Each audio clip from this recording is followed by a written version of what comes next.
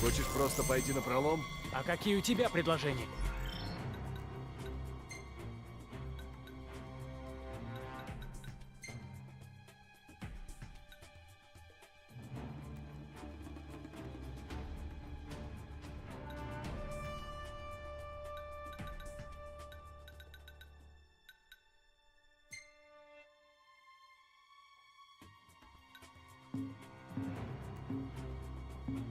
Атакуй с тыла.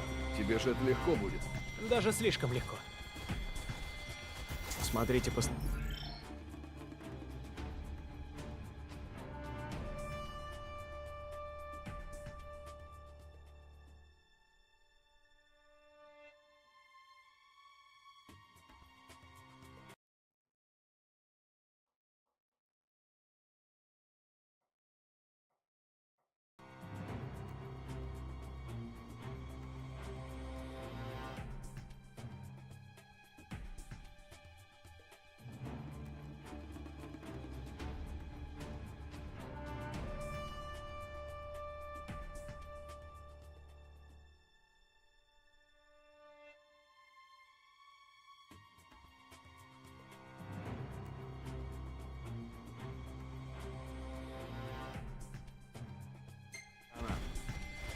Каков план действий?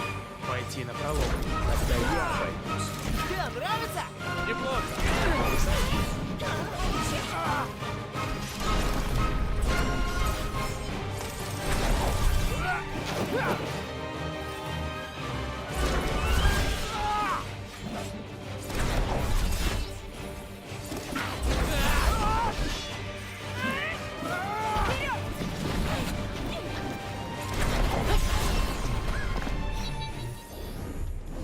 Вы как?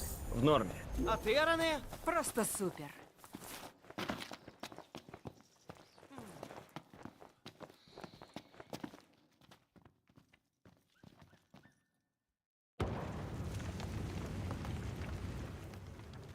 Маршал. Наконец-то, принц. Ага. Так зачем я сюда пришел? За силой королей, что веками передается через родство душ. Одна из таких душ перед тобой. Поскольку ты король, ты должен принять эту силу. Король. Король чего? Не время сомневаться в своем предназначении. Король защищает свой народ. Он защитил одного принца. Такое предназначение? Пожертвовать всеми ради своего сына? Нокт, сколько еще ты будешь отсиживаться? Король доверил тебе роль защитника. Роль защитника. Тогда почему он мне ничего не сказал? Почему он стоял, улыбался? Почему? Почему он солгал мне?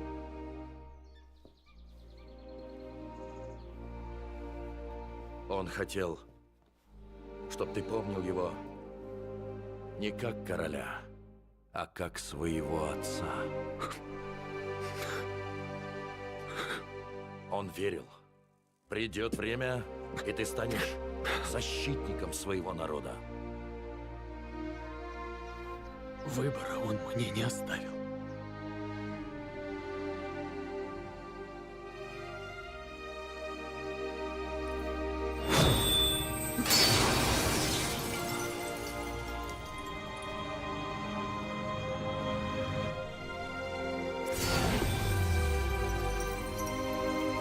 От силы королей нельзя отказаться, Ваше Величество.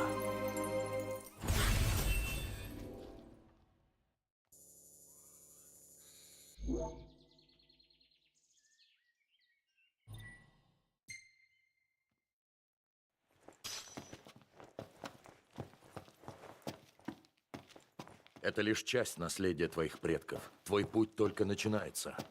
Рядом есть еще одна усыпальница. Советую отправиться туда. Усыпальницы разбросаны по всему миру. Все они в опасных местах. В этот раз я буду тебя сопровождать. И чтобы помочь, и чтобы оценить твою силу. Так сколько вообще этих королевских сил? Всего известно 13 единиц королевского оружия, и каждая находится в отдельной усыпальнице. Я заручился помощью охотников. Они возьмутся за поиски забытых усыпальниц. А где та ближайшая, о которой ты говорил? Кикатрикский котлован. Мы знаем, что гробница находится в самой глубине тоннелей.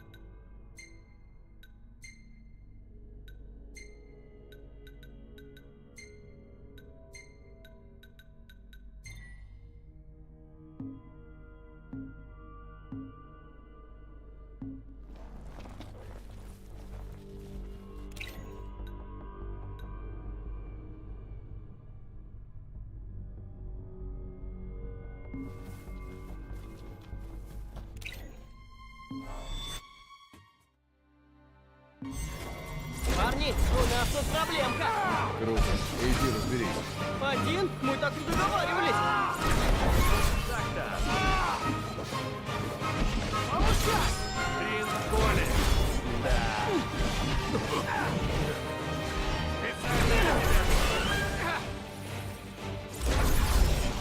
Вот и привет.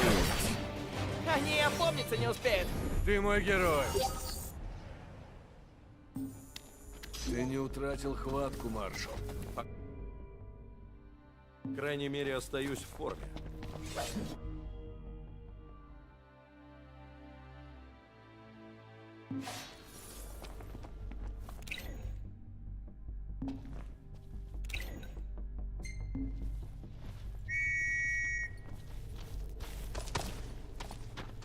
Полегче.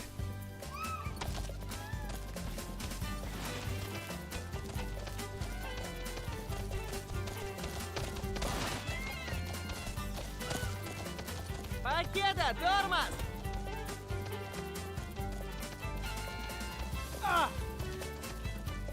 Давным-давно мы дали здесь жестокий бой Империи. Но все развалилось. И теперь здесь хозяйничают имперцы. И как же мы тут пробьемся? Решай сам, атаковать в лоб или подкрасться сзади.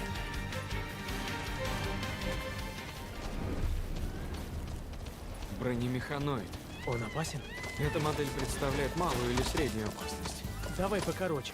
Не очень опасен. Маршал, с такой железякой справится только очень крутой воин, верно? И ты считаешь, тебе это по силам? Посмотрим, что ты можешь.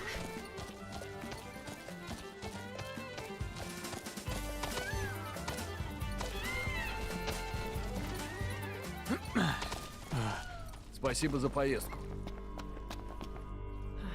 Здесь мы с тобой расстанемся. Возьми этот ключ. Он открывает любую усыпальницу. Найди их и прими в себя силу, которая там скрыта. Тебе она понадобится. А ты что будешь делать? Следить за имперцами. Что они там у себя замышляют.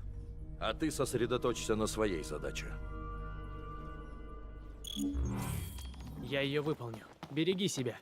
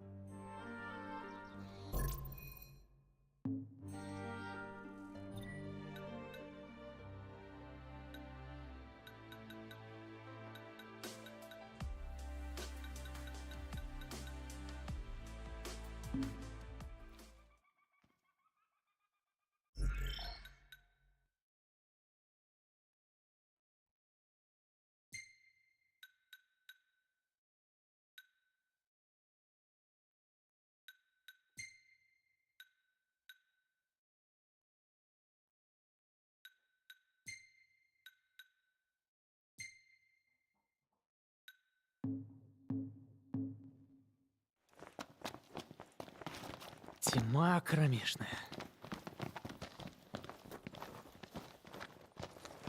Смотрите, Тут дверь. что же это за место? Похоже, раньше здесь было убежище. Здесь жили люди? Скорее.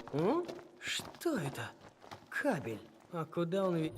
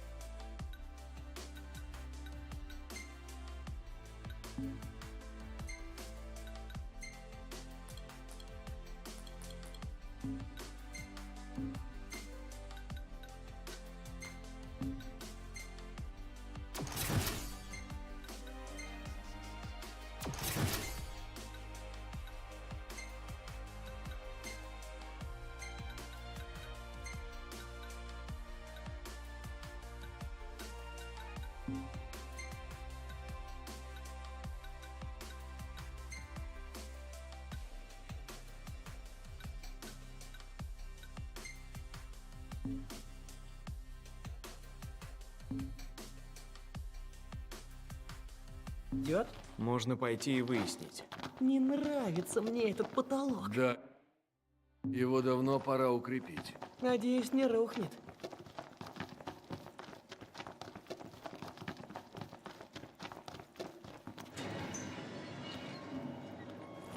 Не нравится. Я чую, на нас кто-то смотрит. Как только мы отвернемся, бум! Хватит ныть. Ты это видишь? Не мучайся, Нокт. Ничего. Есть тут кто? Ау! А что, если эти беженцы умерли? И... Может... В чем дело? Я не знаю. Что бы это ни было, оно словно игра. Что это? Я жестянку Ты пнул. меня в могилу сведешь. Хочешь? Эй, подожди. Зачем? Мне нужно подготовиться. Фу ты, запер. Еще одна закрытая Да дверь. что же это за место такое? Оно пришло оттуда.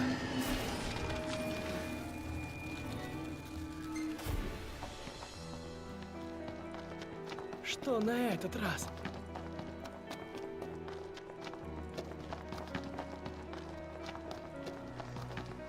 Сверху! Берегись!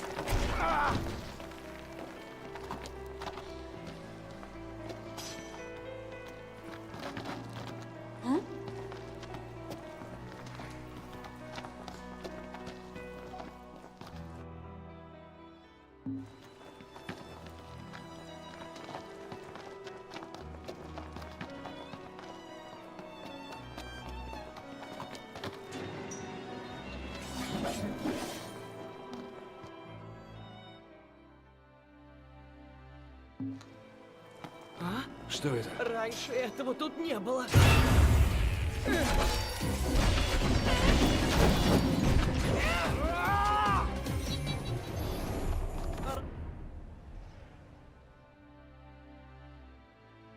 Ты такая крутая! Спасибо. Мы здесь еще не были, да? Похоже на то.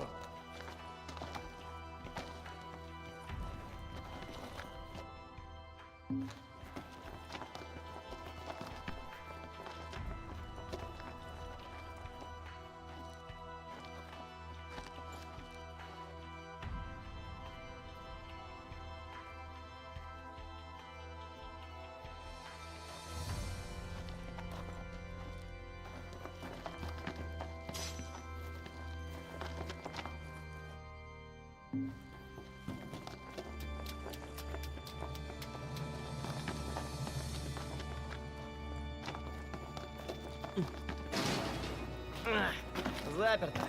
Какая неожиданность. Если что-то спрятали под замком, Это что-то ценное.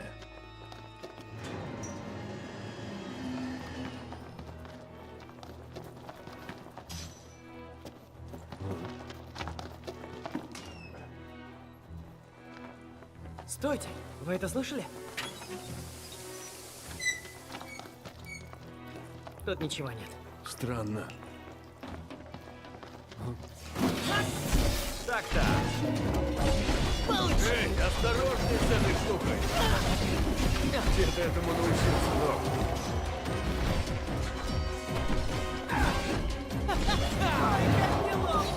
Сам знаю. А, ты же ненавидишь жуков. Я?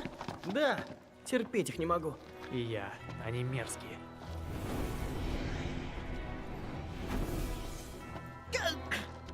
Многообещающе. И немного зловеще. Будьте начеку.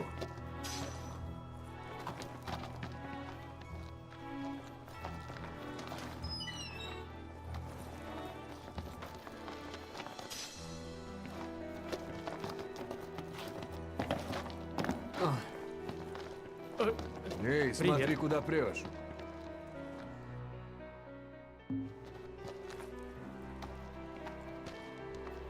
Но! Что будем делать? Делай, что хочешь. В темноте метать А теперь представь, что у тебя пистолет. Все кончено! Тут придется немного поработать. Да, конечно.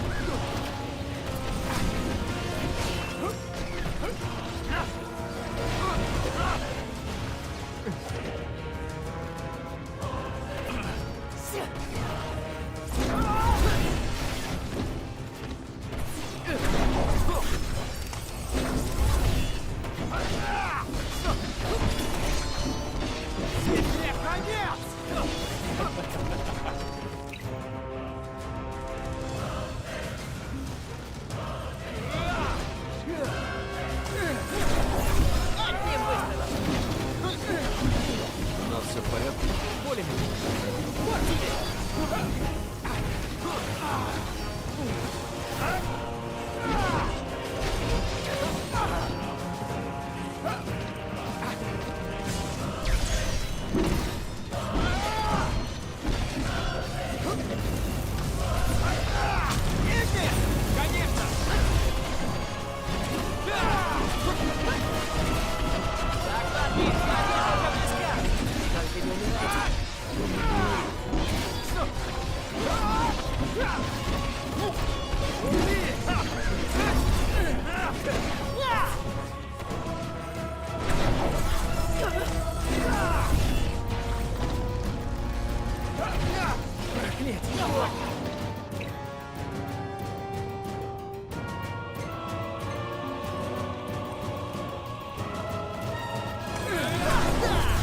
Вот и все. Мы их добили. Я умираю от жажды. А я умираю с голоду. И при этом мы все живы.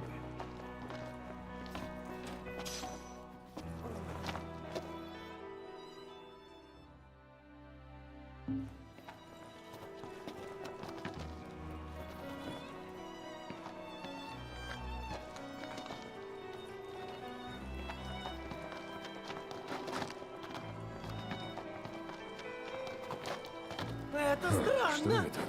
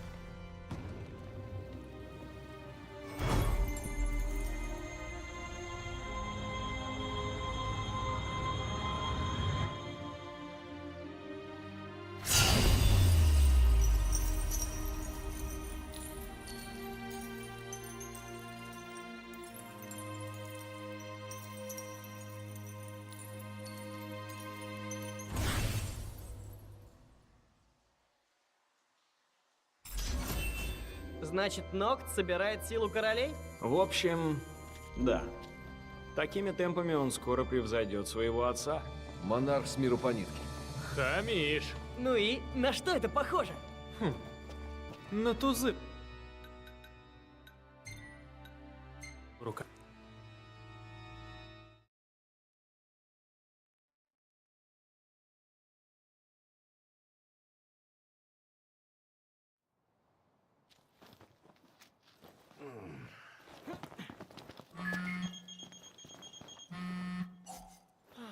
Да?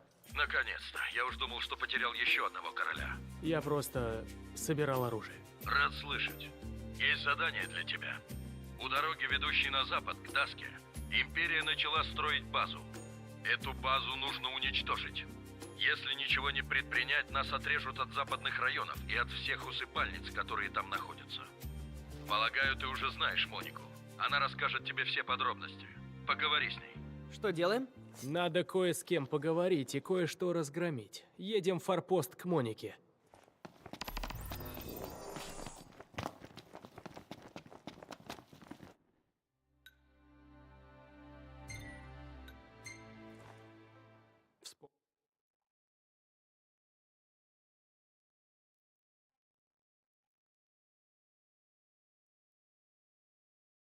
Правда получится? Маршал в нас верит, иначе он бы к нам не обратился. Но всему свое время. Точно. Возвращаемся на форпост.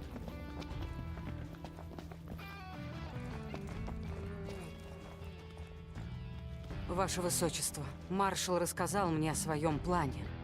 Мы нашли способ незаметно проникнуть на имперскую базу. Я отмечу вам маршрут. Этот путь достаточно безопасен. Проблем возникнуть не должно. Главное — подготовиться как следует, и можно выступать. Встретимся внутри.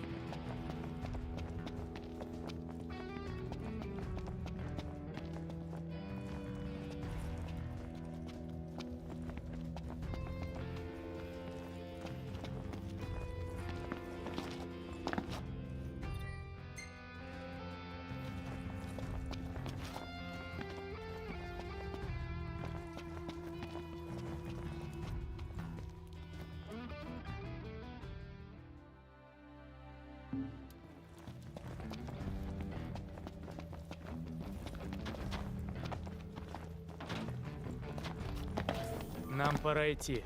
Шевелись, промпта! Секундочку!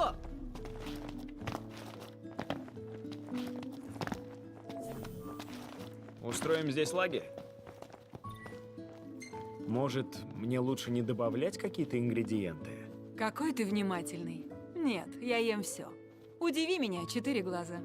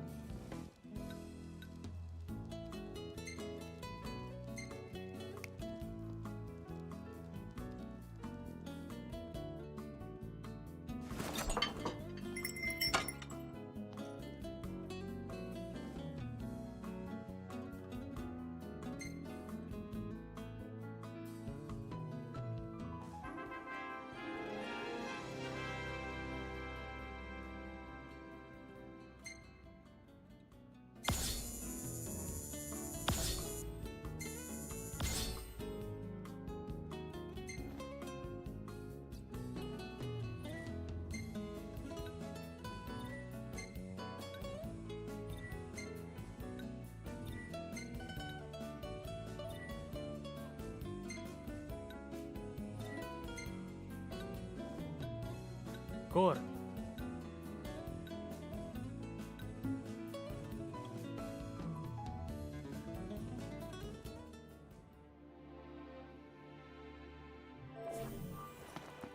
мы возвращаемся туда или как? Поспешишь, людей насмешишь.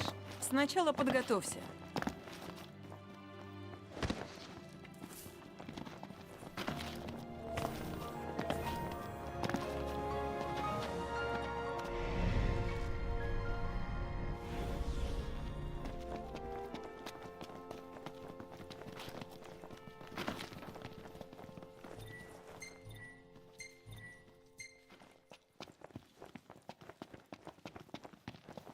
Как настроение?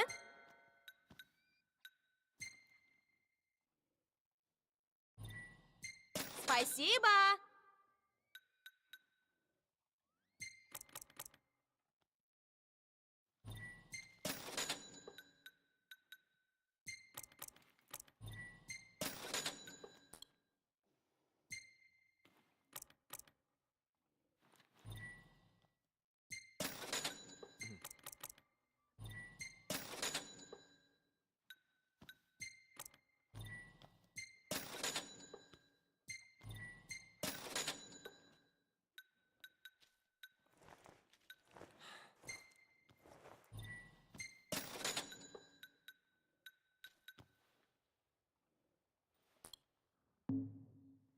Увидимся!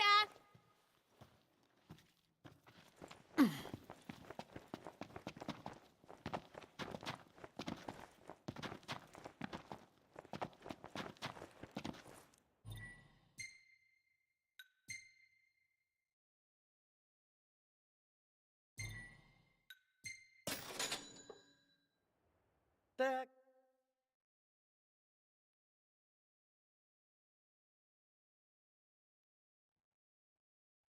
Астин, который сейчас охраняет Ирис. Хорошо, что за стенами города мы можем на кого-то рассчитывать.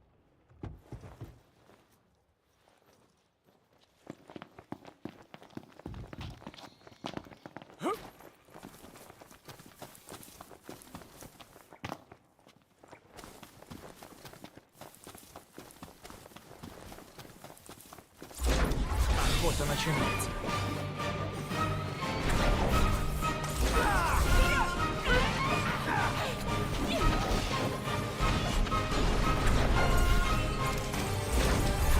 Я тут разберусь. Помощь нужна? Не смеши.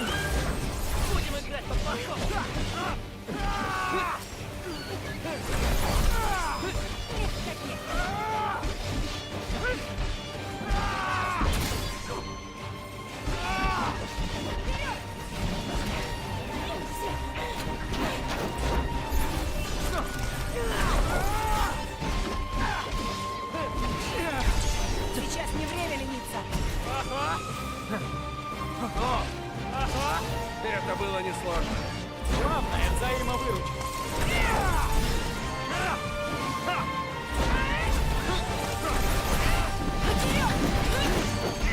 Эй, осторожнее с этой штукой. Можешь на меня рассчитывать.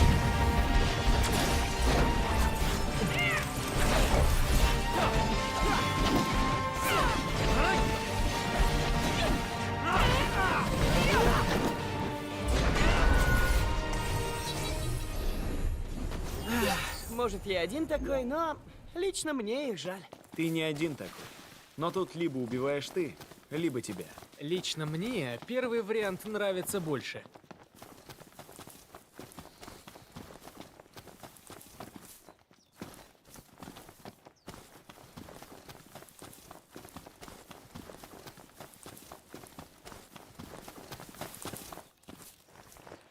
Здесь мы разделимся на две группы. Принц Ноктис, идите вперед и найдите маршала. Остальные помогут мне отвлечь внимание противника.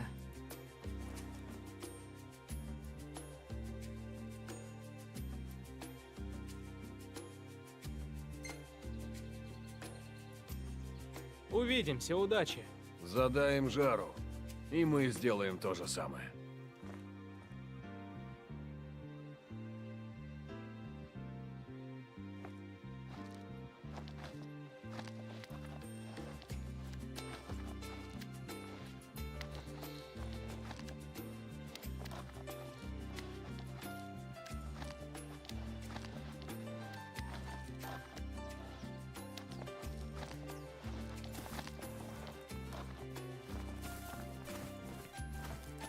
Сожмем врага в тиски. Мы вдвоем атакуем с тыла, а силы поддержки будут теснить его по фронту.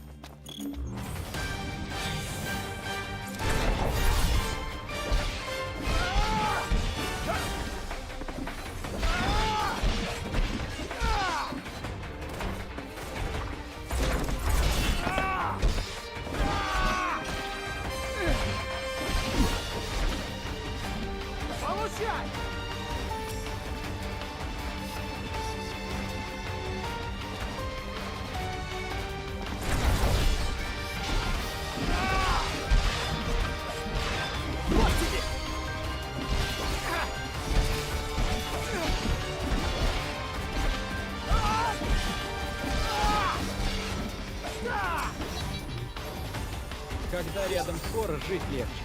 Не привыкайте. Еще немного и будете...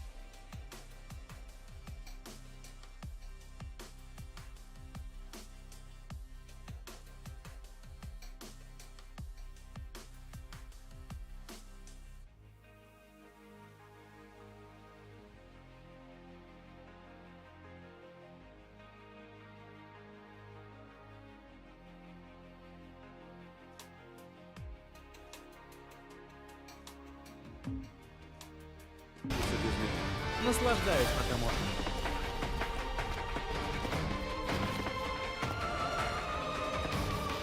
Сверху! Понял!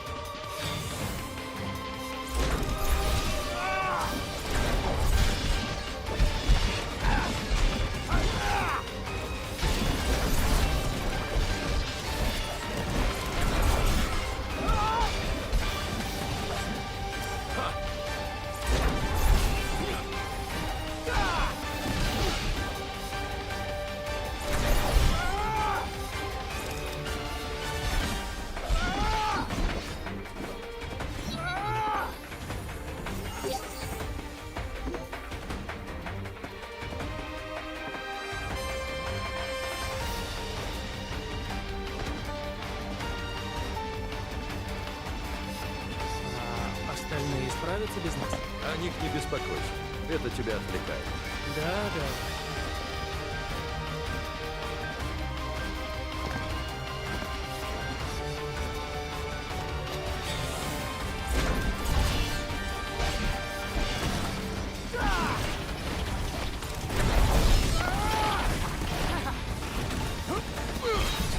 Вперед, маршал! Я готов. Впечатляюще. Приготовься!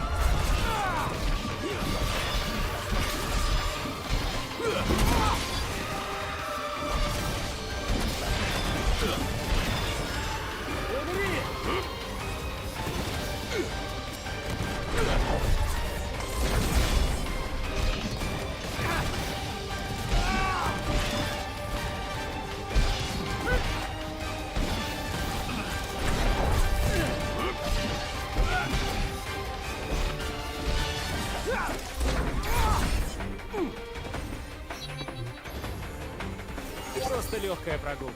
И хорошо. Иначе бы ты всем только мешался. Я бы один справился. Такая уверенность может тебя погубить, принц.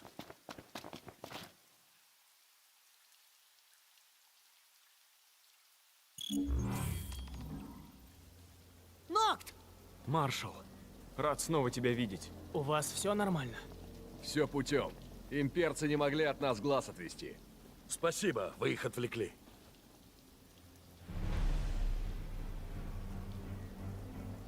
Эй, вы там! Не с места! Да это же сам Кор. Фу. Так значит, ты выжил в цитадели. Но моего сюрприза ты не переживешь. Твоей легенде давно нужен финал.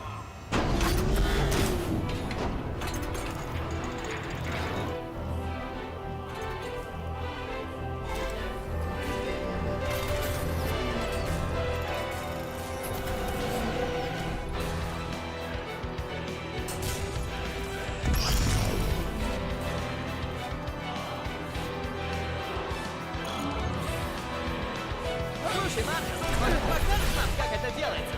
Без сомнений. Вперед!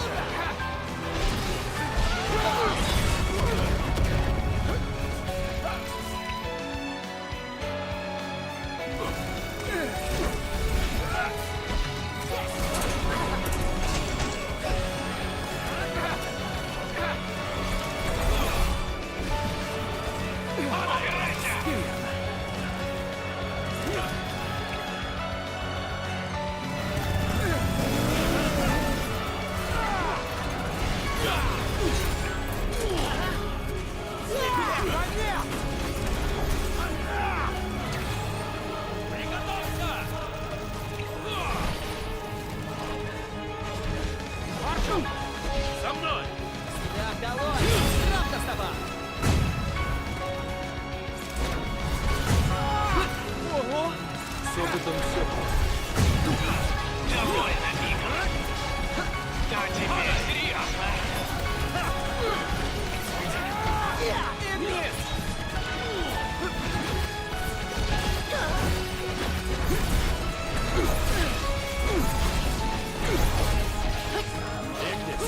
позаботься о ногте. Так точно, маршал. Довольно. Ты за это заплатишь. Давай!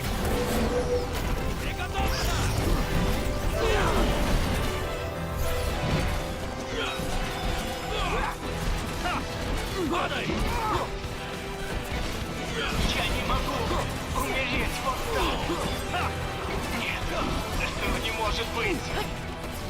Во имя Нифельхейма. Слишком медленно.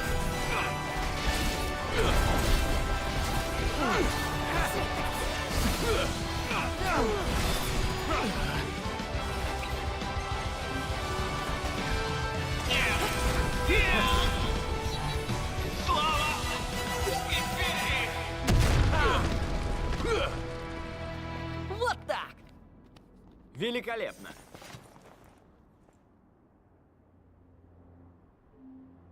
Хорошо. Посмотрел на тебя в деле, и на душе спокойнее. Теперь я могу за тебя не волноваться. Я снова займусь сбором сведений о действиях Империи. Береги себя и до встречи.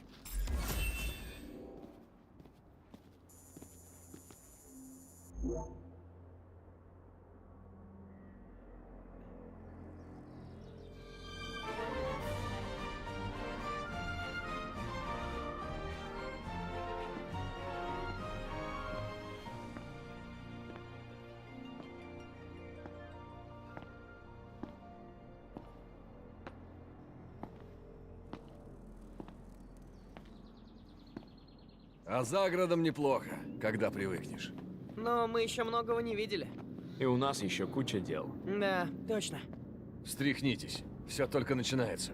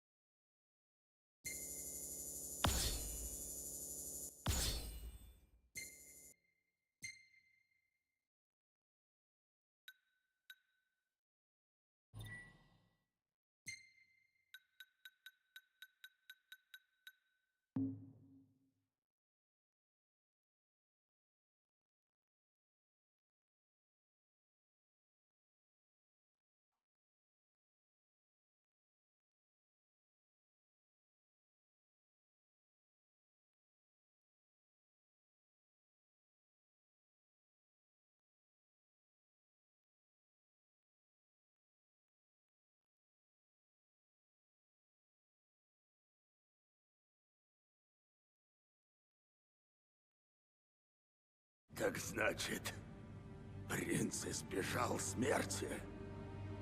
А что насчет кольца? Луна Фрея сбежала с ним. Найдите ее и убейте. Главное, это кольцо. Возможно, нам лучше взять ее живьем. Сила шестерых столь велика, что человеческий разум и вообразить не способен. Оракул — это королевский ключ к ней. Она может стать ключом ко многим тайнам. Не так ли, главнокомандующий? А что такое? Имперская армия теперь в полном вашем распоряжении. Лорд Рабус. Толку-то? Мы же все равно не знаем, где беглецы. Я не успокоюсь, пока принц и Оракул не окажутся у нас. Как он сияет. Мой кристалл.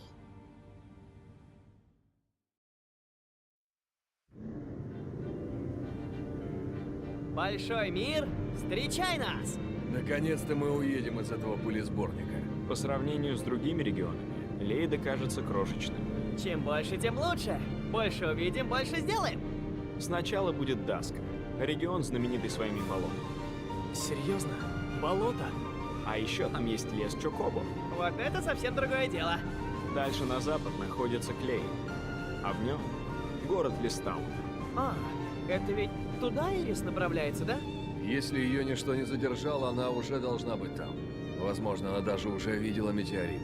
Метеорит шестерых? Он самый. Его тепло снабжает энергией весь Листал. Ого! Вот это круто! Я тоже мечтаю его увидеть.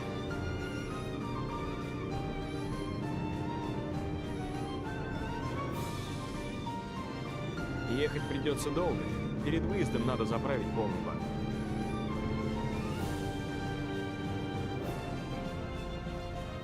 Думаю, мы уже достаточно хорошо изучили эту местность. Давай, садись за руль, Нокт, если ты так этого хочешь.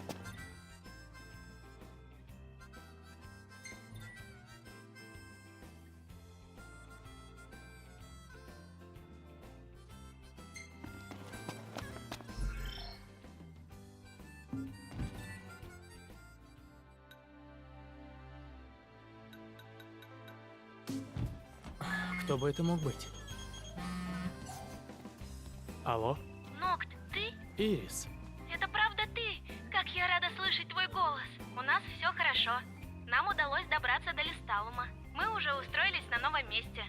В общем, когда приедешь, дай знать, чтобы мы могли встретиться. Да, так и сделаю. Надеюсь. Это Ирис? Нет, чтобы родному брату позвонить. Ну, это же не твой некролог. Транслировали по всему Люцису. А как же я? Обо мне она что-нибудь сказала? Ты только посмотри! Чокоба! Чокоба! Нет у нас на это времени. Мы едем в Листалум. Туда еще 100 лет ехать! Давай завернем, а!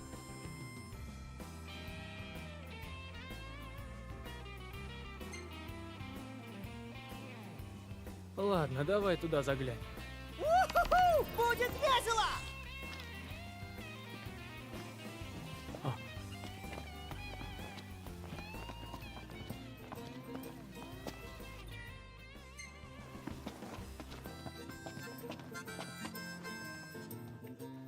Привет.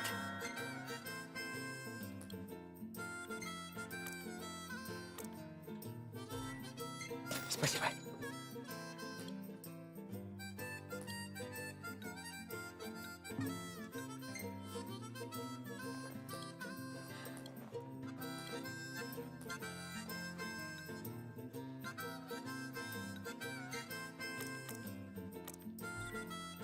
Спасибо.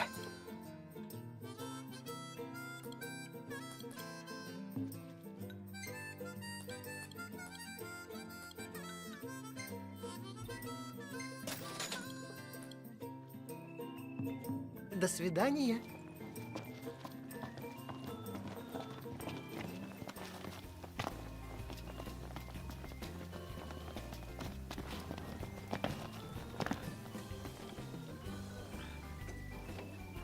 Да это же Саня. Ты ее знаешь? Общался с ней как-то раз. Еще в молоте. Точно, ты там с кем-то увлеченно болтал. Она много знает о дикой природе. Это может быть для нас полезно. Иди, познакомься с ней.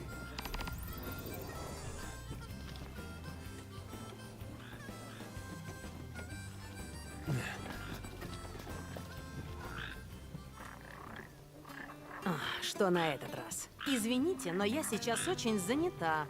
А, это вы, мальчики? Кто вы такие? И что вам от меня нужно? Ничего. То есть вы побеспокоили меня без причины? Ну, знаете, так дело не пойдет. Из-за вас я теряю драгоценные секунды. И как же вы мне их возместите? Хотелось бы знать. А, мальчики? Ну... Знаете что?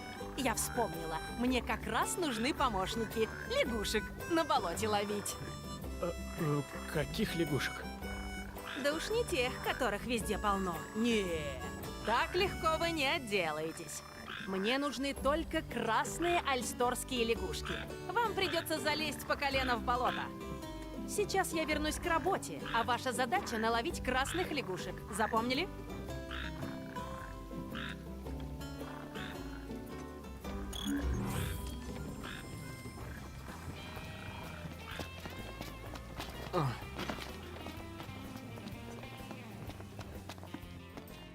Мы Эксинерис.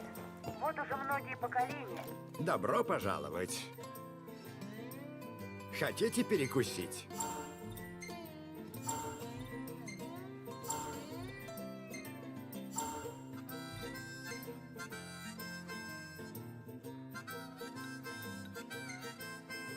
Ну что? Удачи!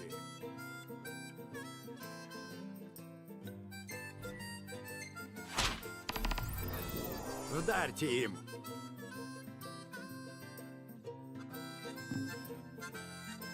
Посмотрите меню.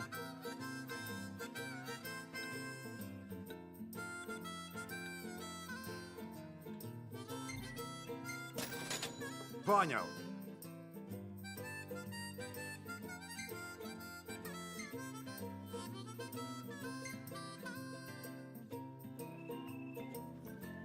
До встречи!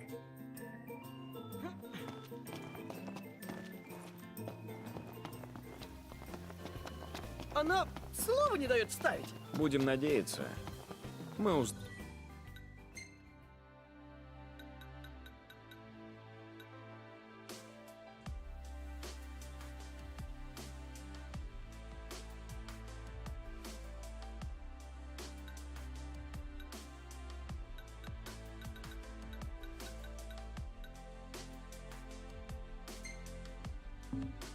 им что-нибудь полезное. Ты с ней разговаривал, но как?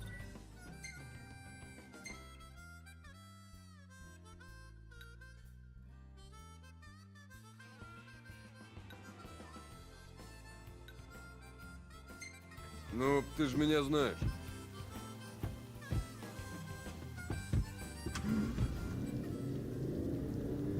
Подними крышу, пока не палило.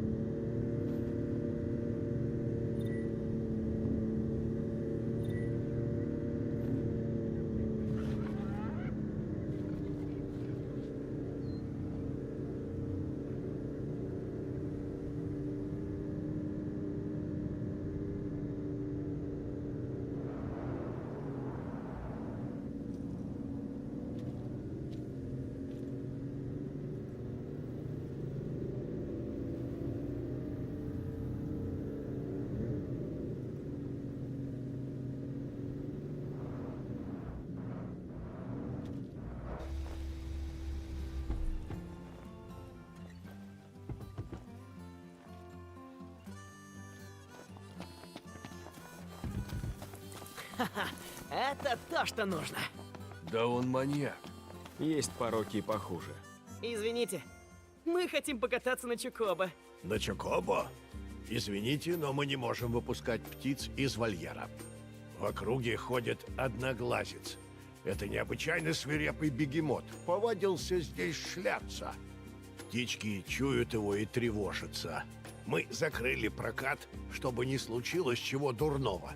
Вы, случайно, не те охотники, о которых все говорят? Может, вы одолеете одноглазца? Разумеется, я вас вознагражу. Но если вы откажетесь, то я все пойму.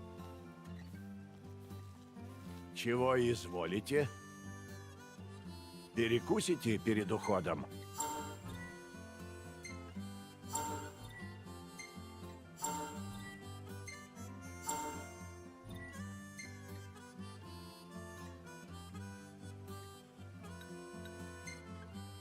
Можете оказать услугу? Возьмете гесальских чипсов на дорожку? Возвращайтесь скорее.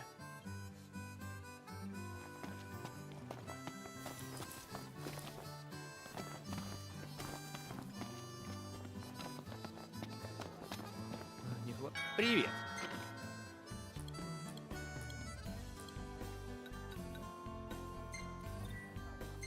Держите.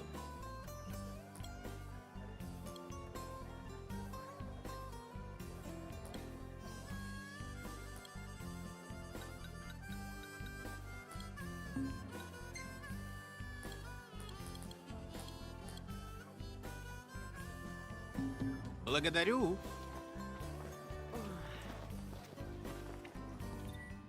Постой-ка, разве это еда не для Чокоба? Людям ее тоже можно есть. Пусть.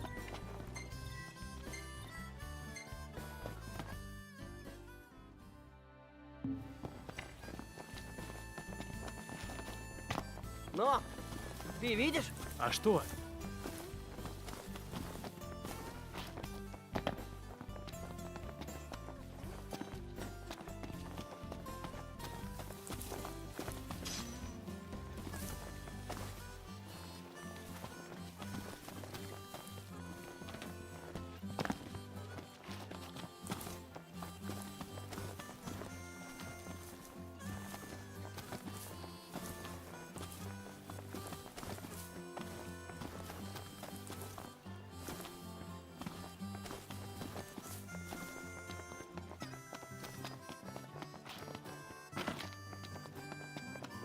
Нам пора идти. Шевелись, промпта! Секундочку!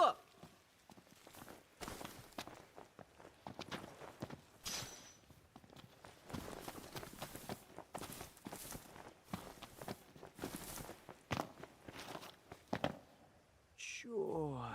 Диск огнем гореть. Не опасно ли к нему приближаться? Раз уж мы рядом, может, взглянем на каутесский диск?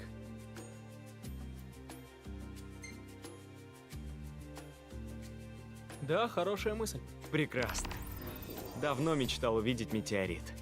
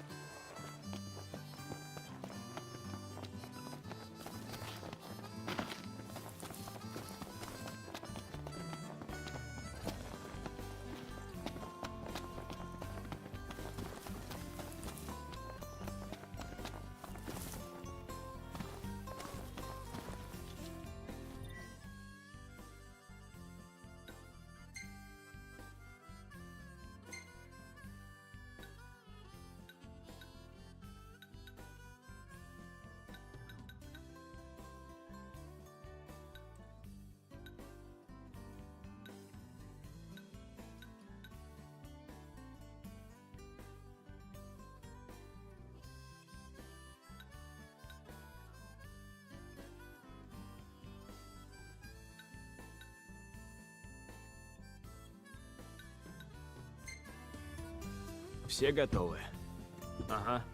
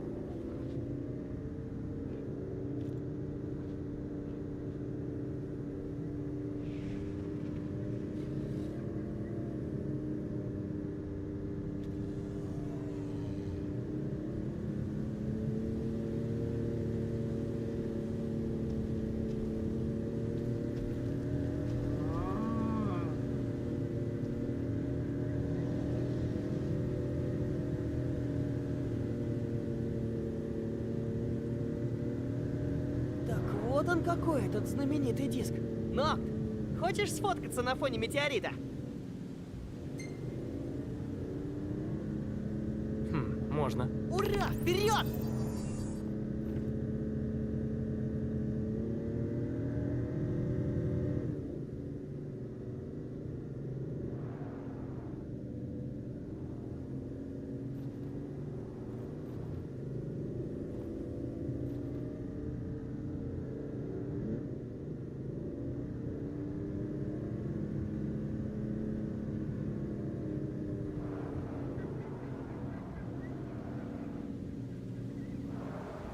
Пройдемся для разнообразия.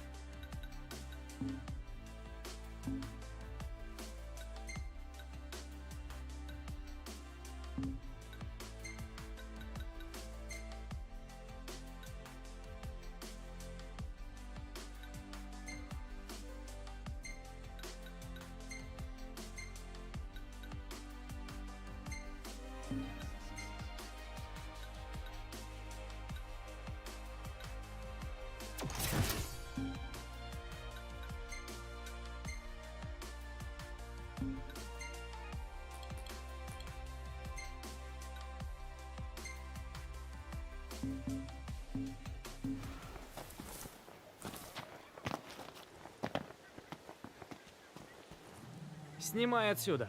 Так, снимаю.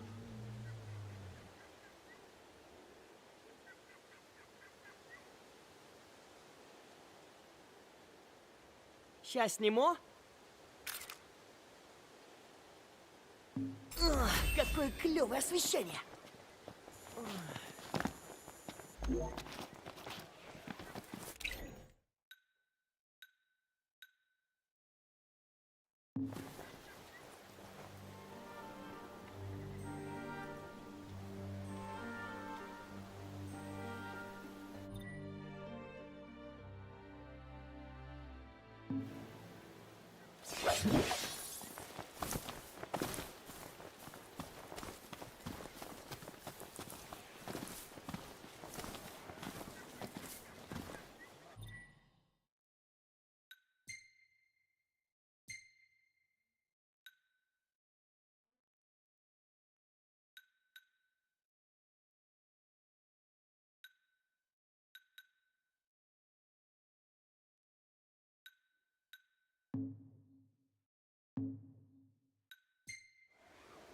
Все готовы? Ага. Угу.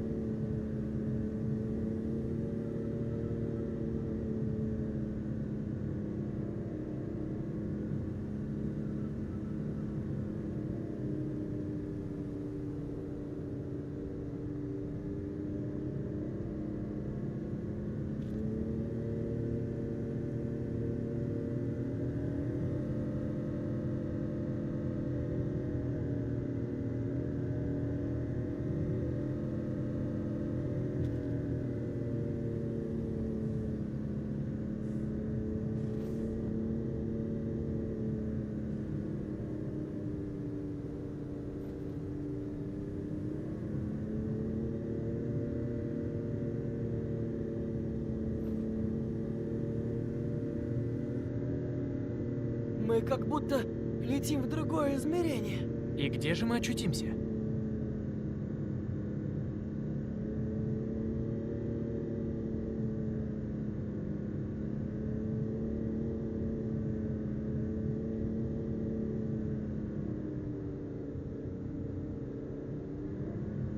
Ух ты! Здорово. Как много тут всего. Давно я уже не бывал в таких городах. Канатная дорога! Интересно, куда она ведет?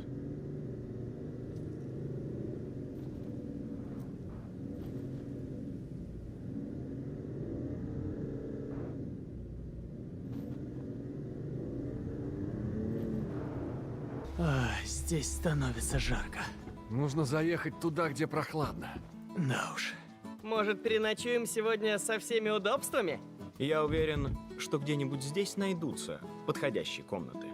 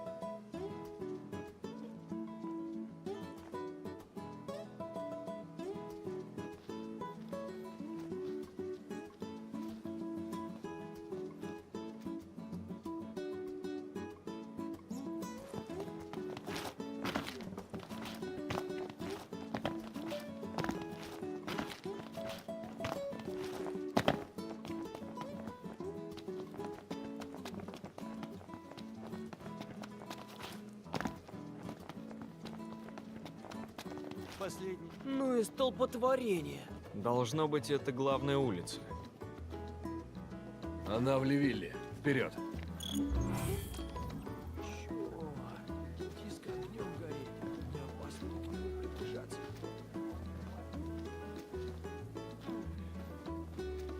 Эй, Нокт, смотри. Что такое?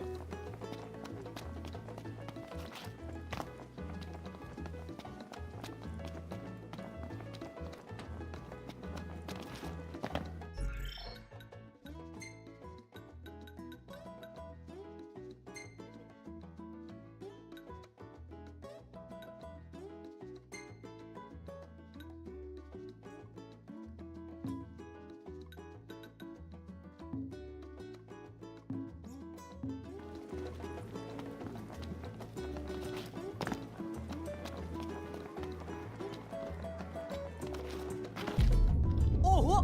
Вы ощутили? Ты про землетрясение?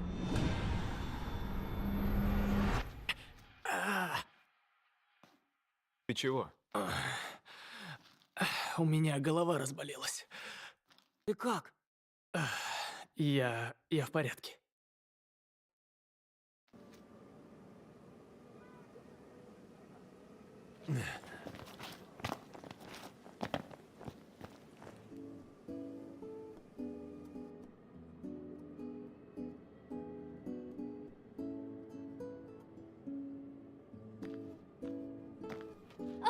Глади! Ирис! Вы все живы! И у вас машина!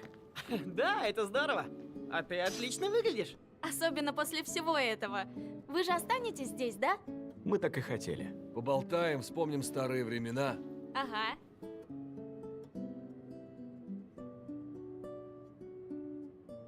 Это же Джаред и Талкот. Я очень рад вас видеть. Принц Ноктис! Со мной Ирис ничто не грозит. Прошу прощения за внука. Он еще не научился вести себя. Ничего. Ты очень добр к нам, принц, но мы с внуком не будем тебе мешать. Доброй ночи, принц Ноктис.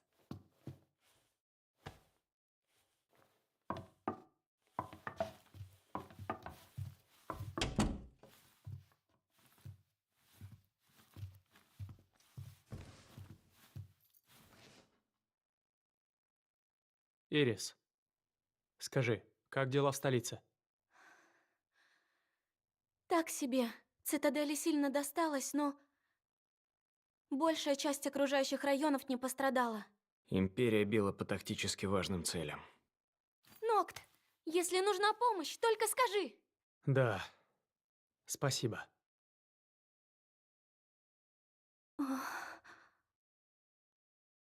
Ты чего? Насчет леди Лунафреи. Люди говорят, что видели ее в городе. Наверное, она сразу уехала. И значит, она жива. Это хорошо. Спасибо. Что ж, спокойной тебе ночи.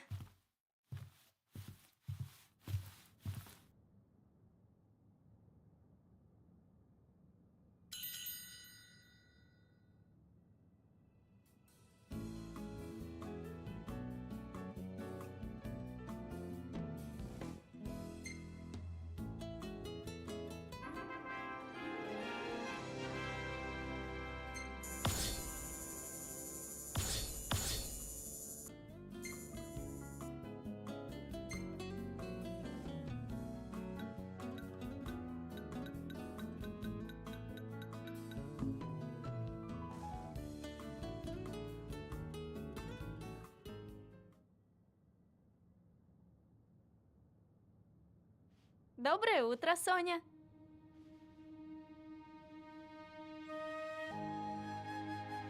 Осматривают город. Может, и нам прогуляться?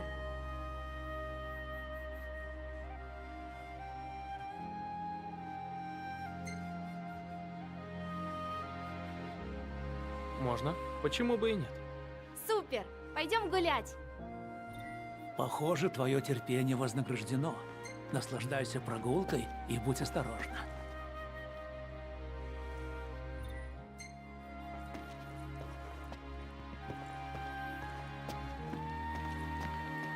Прежде всего мы зайдем на рынок.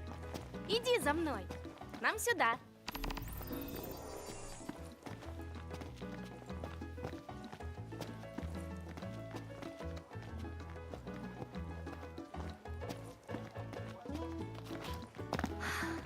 По ночам здесь еще красивее.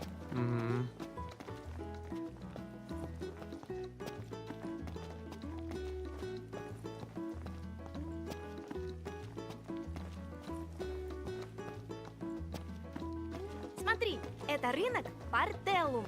Здесь продается все. Если б могла, я бы столько накупила.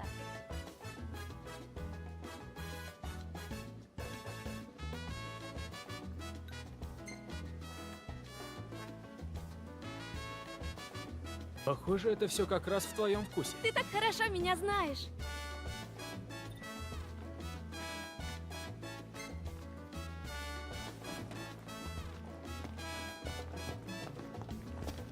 Ух ты! Только посмотри, какая красота! Я хочу на это взглянуть. Минутку. Так, отлично. А теперь идем к электростанции.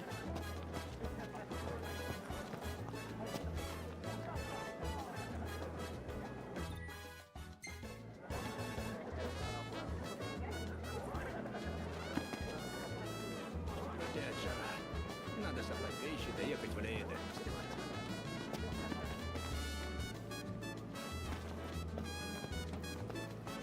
Просто пекло.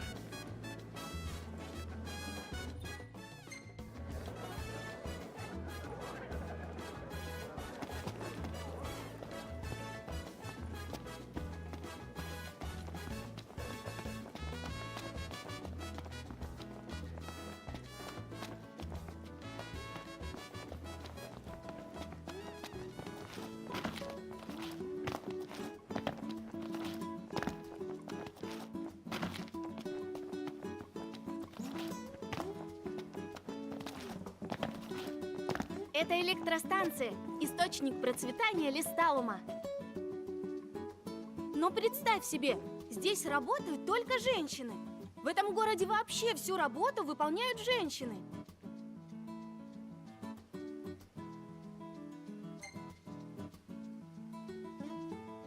Это место тебе очень подходит. Ты отлично в него впишешься. И я так думаю. Здесь все по-другому, и сначала меня это удивляло, а теперь даже нравится. Так, теперь на смотровую площадку.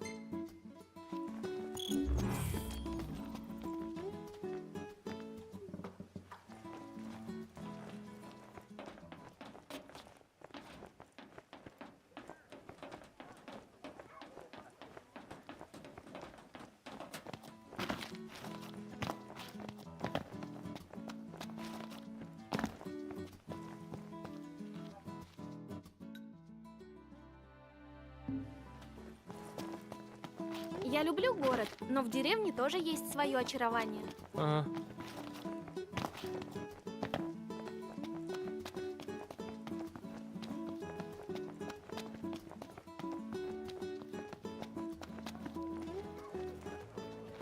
Скоро праздники. Можно открыть магазин.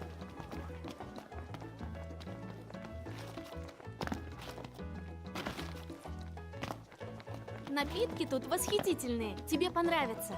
Правда? Я постоянно здесь что-нибудь покупаю.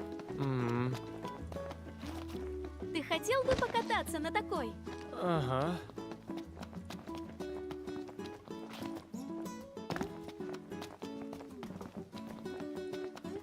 Смотровая площадка Пеглар. Великолепный вид, правда? Гляди, вон там метеорит. Знаешь, Нокт, получается, у нас как будто свидание.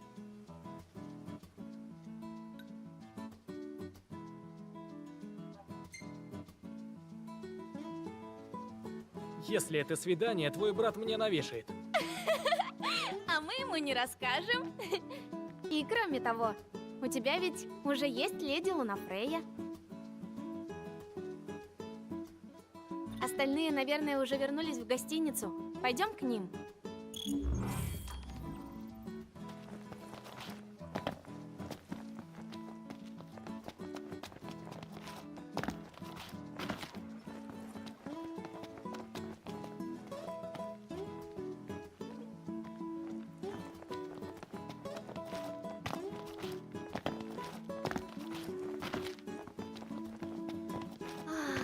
Какой приятный ветерок.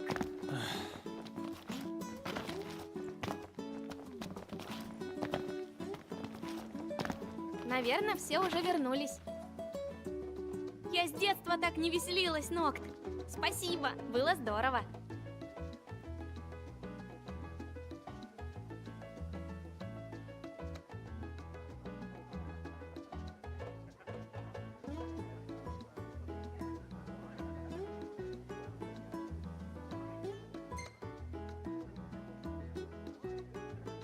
Да не за что. Мне тоже было весело. Правда? Я так рада это слышать. В общем, я купила кое-что, и это для тебя. Только это сюрприз, так что не спрашивай.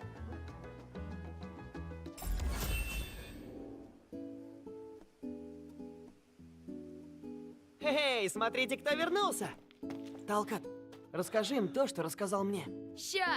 Талкат, прояви уважение. Ах, ко мне не надо ничего проявлять. Так вот, есть одна легенда про некий меч, который спрятан где-то здесь, за водопадом. Возможно, в одной из забытых усыпальниц. Проверим? Конечно. Спасибо за совет, Талкат. Пожалуйста.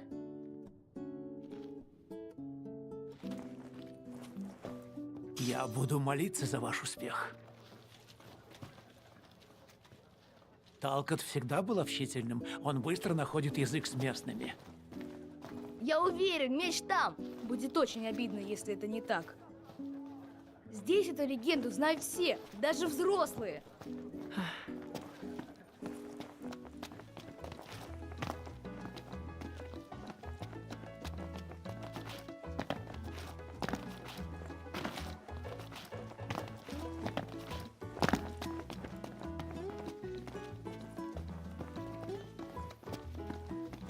Черт, диск огнем гореть. Не опасно ли к нему приближаться? Эй, слушай, ты ведь охотник, да? Да, вроде того. Тут это... Мой дедушка ищет, где бы взять новые каналы поставок. Каналы поставок, говоришь? Ну и вот, мы с одним охотником сговорились, а он куда-то делся. Может, сделал ноги, а может, протянул их. Если встретишь его, узнай, вдруг он передумал. Опять жара. Надо собрать вещи, доехать в Лейн.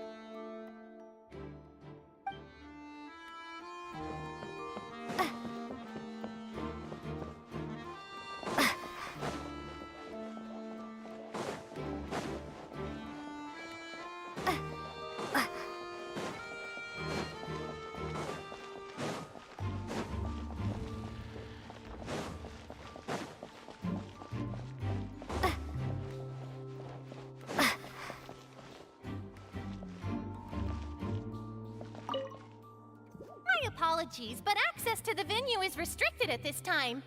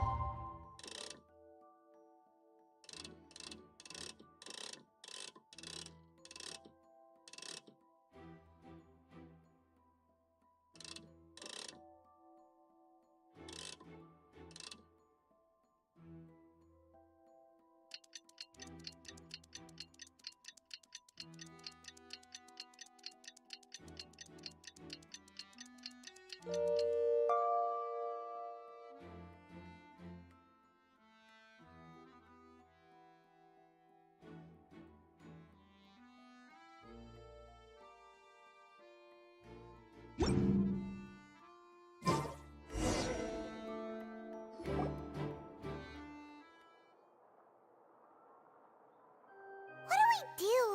The whole situation is so confusing.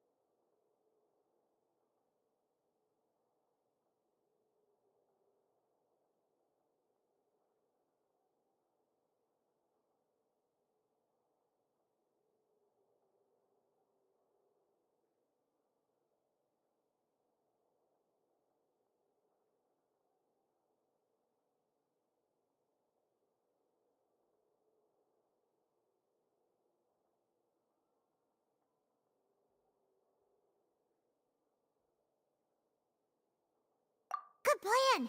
Impossible things don't just happen. We'll get to the truth one way or another. Just relax. Even if everyone else suspects Lenny and Lynette, at least we will be supporting them from the stands. Besides, I doubt Farina understands any more about what happened than we do. Thanks, Navia. Well, we'll be going then. Best of luck to you.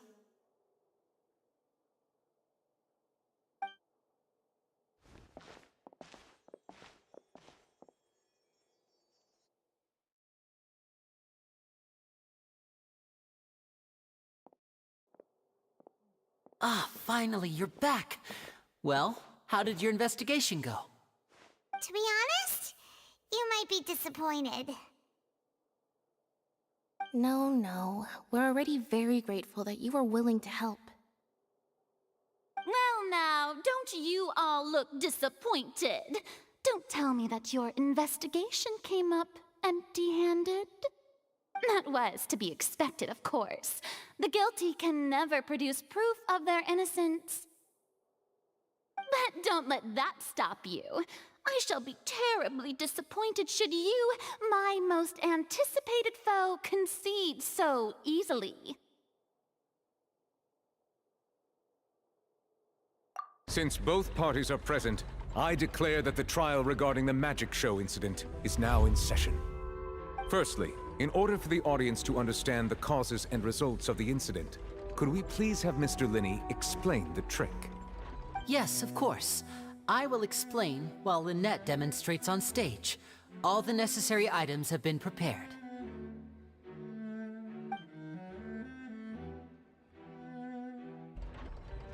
Thank you, Mr. Linney.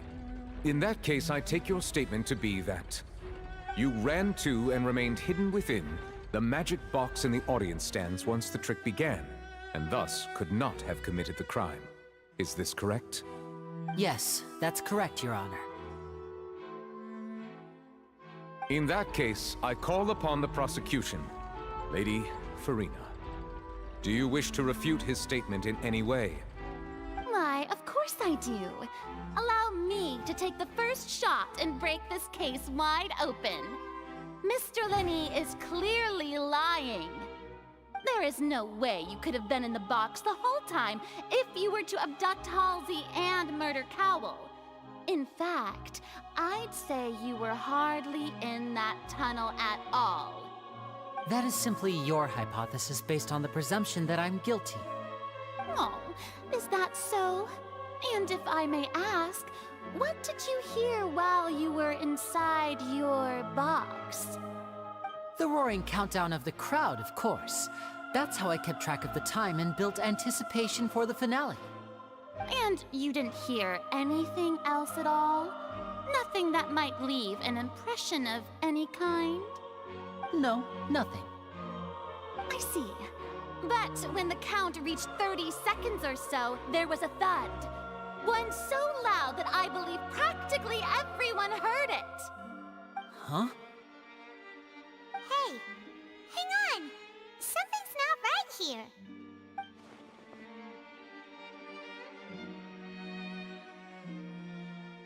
Yeah, I'm sure he could have heard a noise that loud from inside the box. I was right by the box, and I definitely heard the thud. Look at those scales. Could those mean...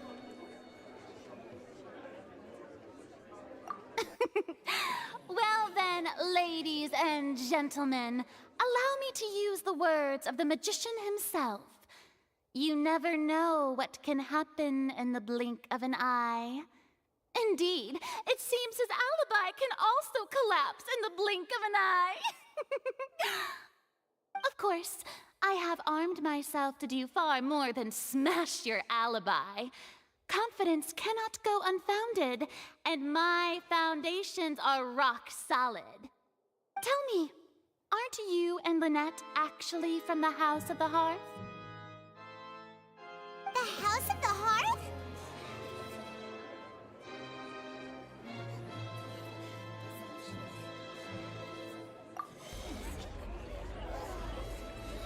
No wonder they did something like this.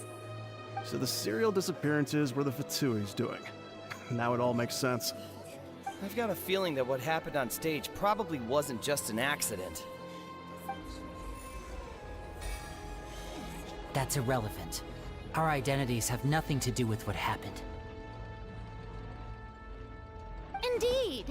Then perhaps you could tell us everything that happened during that 1 minute. Your first priority is to prove yourself innocent after all. I'm sure there is little that needs to be kept secret now. Unless your script already has holes in it.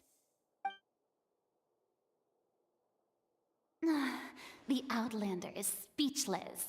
My, oh my, don't they look flabbergasted? Now comes the infighting and discord, I suppose. This was almost too easy. Good thing I made all those preparations. Seems the all-nighter I pulled last night is really paying off. Hey, Linny! Why didn't you tell us this before?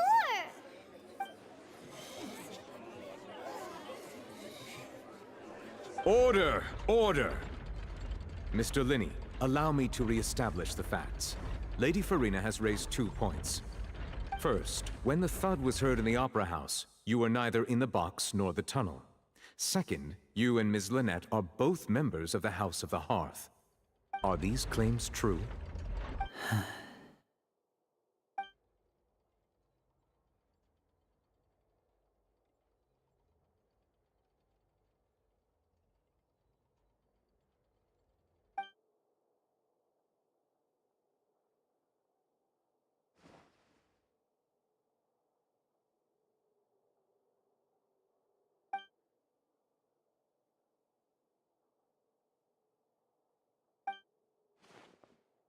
Please answer my question, Mr. Linney. I'm sorry.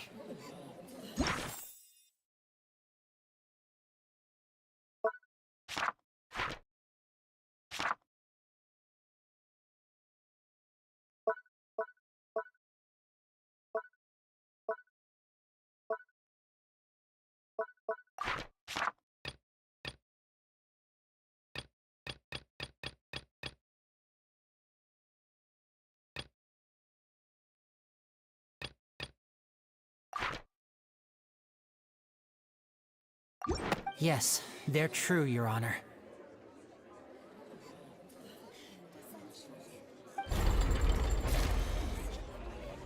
I knew it! Well, that's it. We might as well move on to the sentencing already. What should we do now? Granted.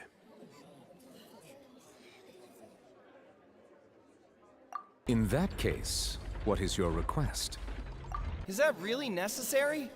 They're already as good as guilty. The defendant deceived their own attorneys. What is there left to discuss? Order! Order, I say! Your request is reasonable, and we shall adjourn.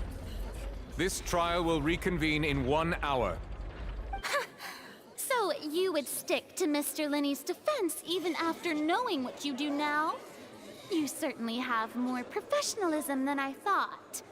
In that case, my dear audience, let's allow the joy of victory to steep for a little while longer.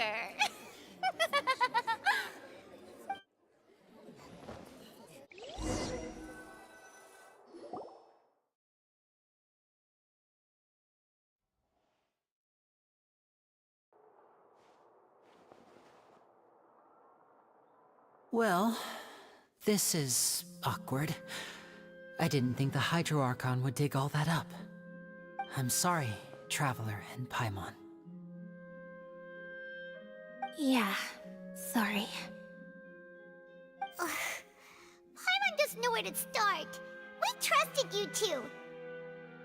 We based our entire reasoning on the assumption that you weren't bad guys. Not to set the wrong tone or anything, but Paimon's really mad! I'm very sorry. I know you're angry, and reasonably so, but please, let me explain. I know you've clashed with the Fatui several times before. I wouldn't be surprised if just Hearing the word is enough to make you upset. But our organization is very, very large, and the Harbingers have very different personalities and goals. Right now, we want to save people. As many as we can. That's right. I'm sure we're on the same page when it comes to this nation and the disaster that its people might face. I knew if it weren't for our respective identities, we could become good friends. That's why I didn't wish to flat out lie to you, but chose to hide some details instead. The truth is very important, but being completely transparent about everything would see us spending more effort than we need to. Right. So, you be the judge. Heck, if I were you, I fear that I'd even struggle to trust me at this point. You met a Fatus who works as a magician, a trickster by trade. All by coincidence, too. But still, I'm asking you to trust me. I am no criminal. At least, not in this case. Sorry. Please forgive us. Well, you both say that, but... Right. Let's hear your answer first, and no lies now! Of course. I'll answer any question you ask. We've been trying to find out how the Oratrice operates. We want to know why it has a consciousness. Why can it deliver sentences accurately? During our investigations, we learned that the machine's core is beneath it. From that moment on, Lynette and I have been designing this box swap trick, with the objective of getting close to the core. Is that why you needed a whole minute? That's right. In truth, the audience would take about 75 seconds to count down from 60, while I would only need 15 to get to the opposite box. So, after jumping into the tunnel, I accessed the Opera House basement via the vent, and went to investigate the room in which the core is stored. That air vent was created during the construction of the tunnel specifically to execute this step. Well, nothing. As soon as I reached that room and was about to investigate, I heard someone's voice. Which should have been impossible, of course. I was quite certain that I was the only one in the room. That voice seemed to recognize me and tried to speak to me. I chose to err on the side of caution and retreated the way I came. On the way back, I saw the broken vase and the clothes on the ground, but the countdown was almost finished, so there wasn't time to give it any thought. After that, the homicide occurred just as you saw.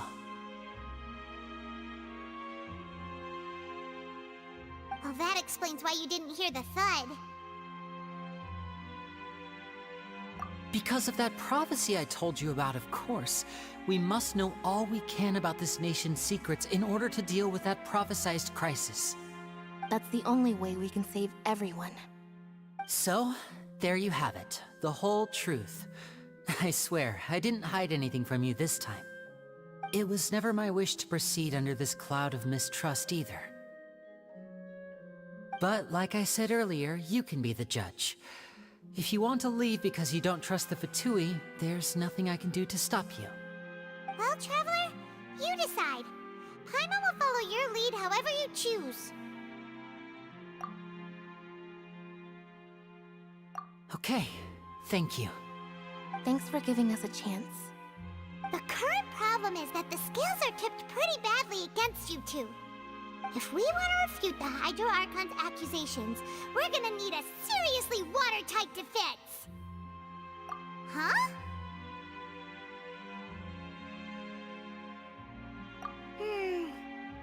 Oh, Paimon thinks she gets what you mean.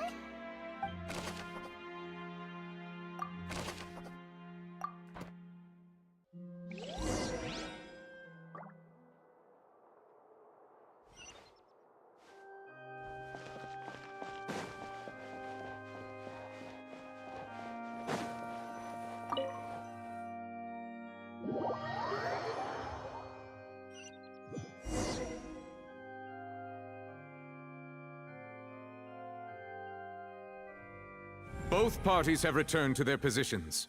Let us continue the trial. When last we left off, Mr. Linney acknowledged the new evidence presented by Lady Farina as fact. Therefore, Lady Farina may continue stating her reconstruction of the events. That took long enough. Now then, if everyone would lend me their attention. At this stage, let's revisit that scene from Linney's perspective.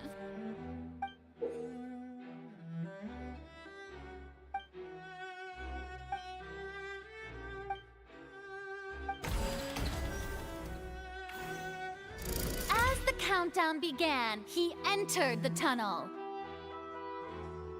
When the flatbed trolley passed, he opened the box and got into an altercation with Halsey, which caused the loud thud. He did not realize that this sound could be heard by everyone in the opera house, which is why he claimed earlier that he could not hear the sound. Finally, he used the vase to knock her out, before making her change clothes to prevent others from recognizing her. At this time, Cowell arrived in the tunnel, having heard that strange noise, and caught Linney red-handed. So Linney proceeded to knock him out too before stuffing him into that box. Afterward, Linney passed the unconscious Halsey to his accomplice through the magic box in the audience stands, before operating the devices such that Cowell's death would be ruled an accident. And there you have it. That's the truth behind what happened. Does the defendant's side have any objections to Lady Farina's description of the events? The key to refuting Lady Farina is the order of events. What Linney experienced and what he saw.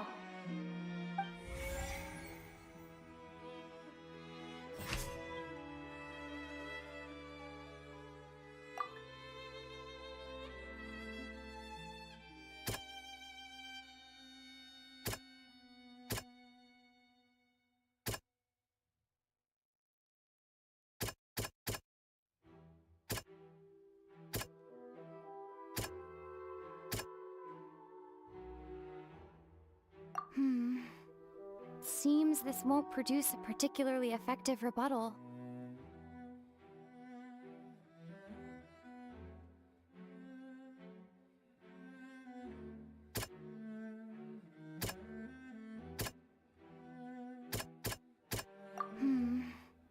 Seems this won't produce a particularly effective rebuttal.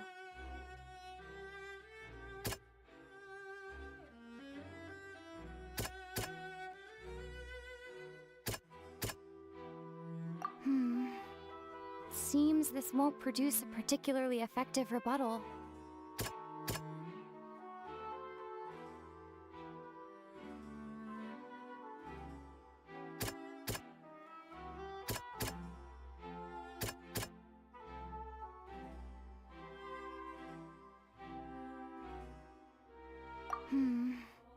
Seems this won't produce a particularly effective rebuttal.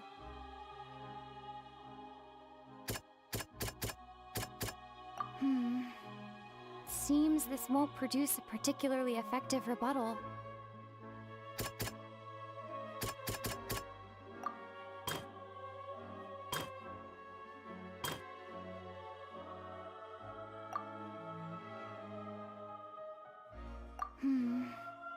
Seems this won't produce a particularly effective rebuttal.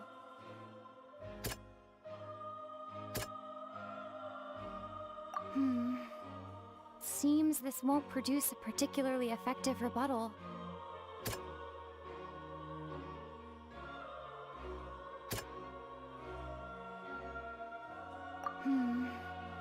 Seems this won't produce a particularly effective rebuttal.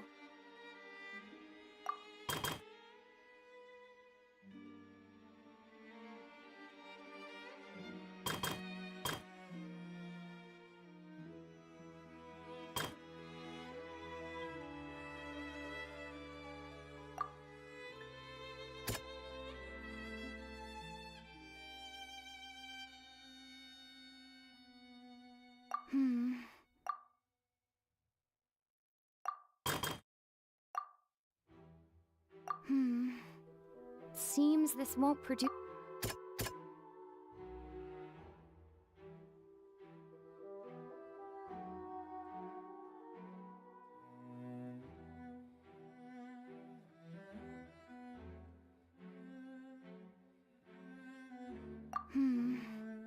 Seems...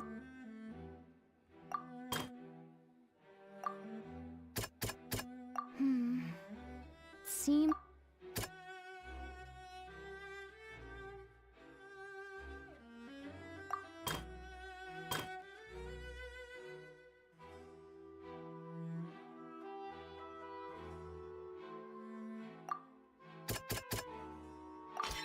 Lenny did not take part in the underground altercation. He only witnessed traces of the aftermath.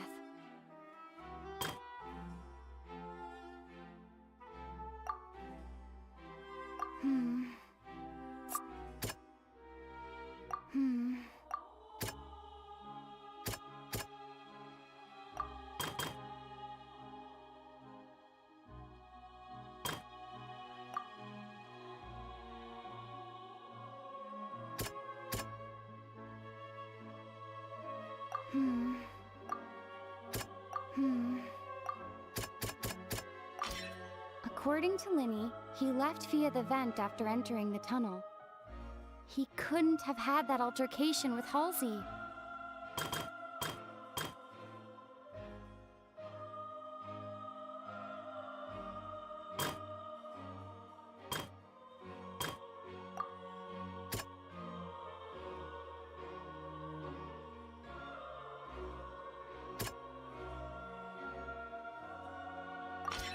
Lenny went to the room that contains the Oratrice's core. This is the actual truth. Attention! Ace Detective Paimon has something to say!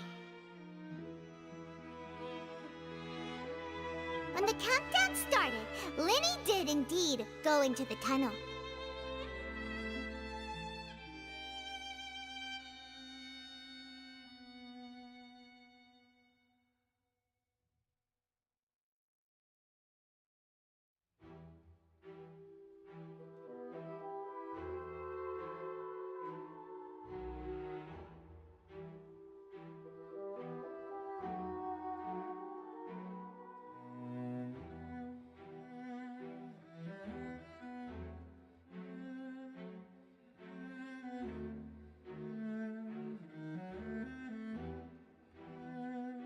But he immediately used a vent to access the Opera House basement, which is where the underground core of the Oratrice is stored.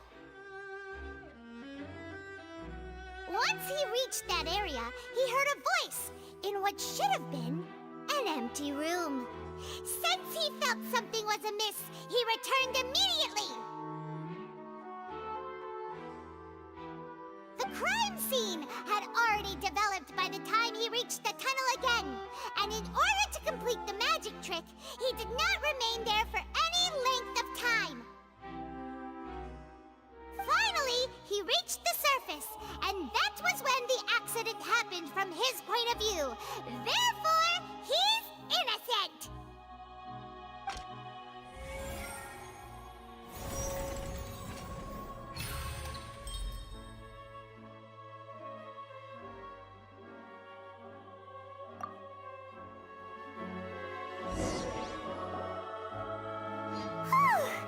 Paimon did it!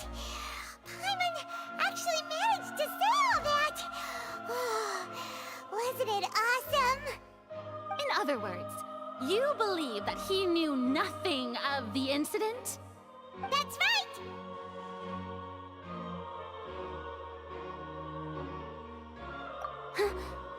My reasoning?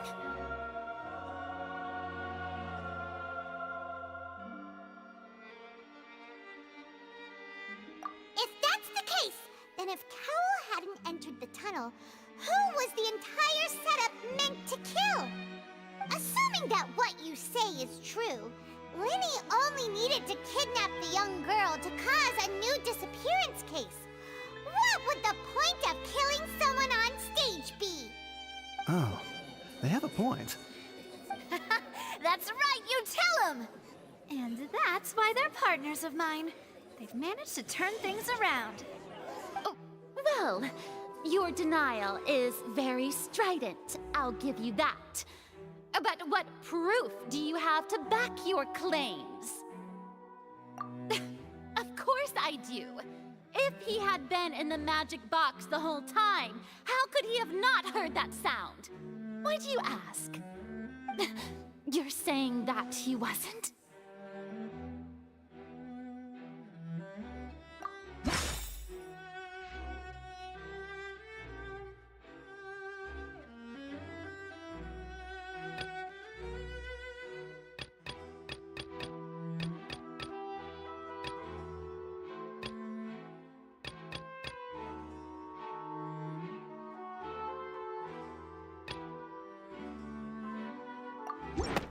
Are you sure we don't need to give this more thought? Paimon thinks there's something off here.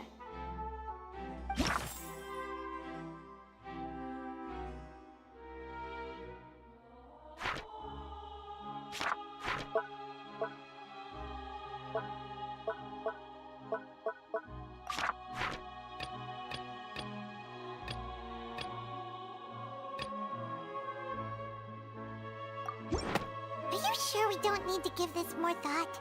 Paimon thinks there's something off here.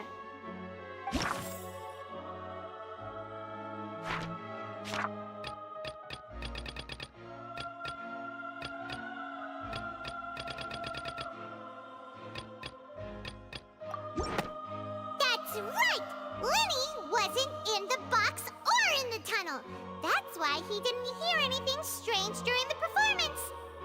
This means that when the crime happened, Lenny had already entered the basement via the vent. The same clue you used to disprove his alibi has now become the best proof! Ha ha! How do you like that?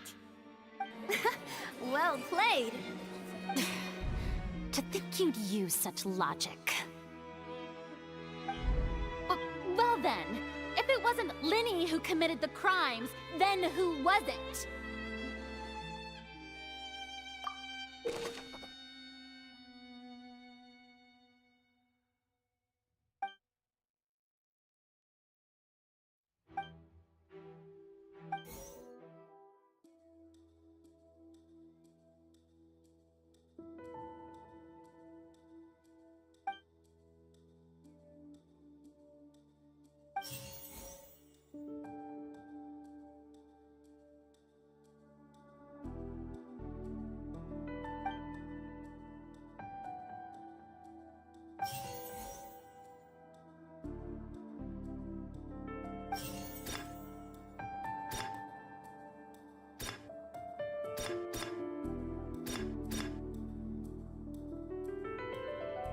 Could there have been a third person involved?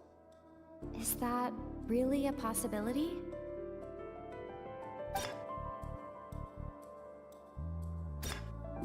Halsey is the missing person and an ordinary audience member. Or did she have her own scheme all along?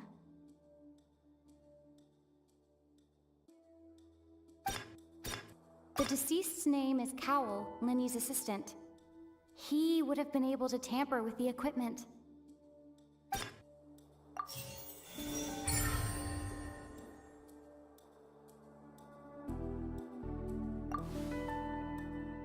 Huh? That can't be right. Are you serious? The killer was, in fact, Cowell, the deceased! Oh, is that so? How interesting! Let's hear your reasoning then. What I must do next is recreate the truth. What Cowell did, and how he went from would-be perpetrator to victim.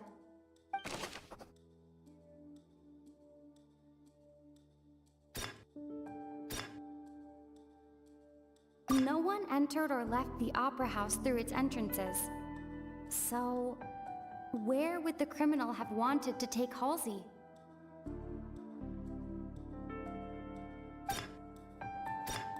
The deceased's name is Cowell, Lenny's assistant. He Halsey's clothing was in the tunnel. So, there must have been some fear that she would attract attention. The sound we heard may have come from a clash between the missing Halsey and the criminal.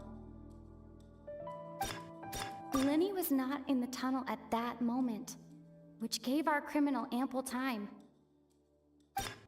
It would have been tough for both people to fit into that vent. They would likely have bumped into Lenny as well.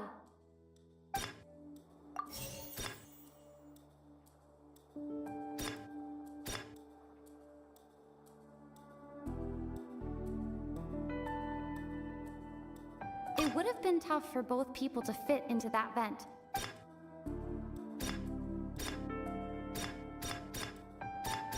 The sound we heard may have come from a clash between the missing Halsey and the criminal.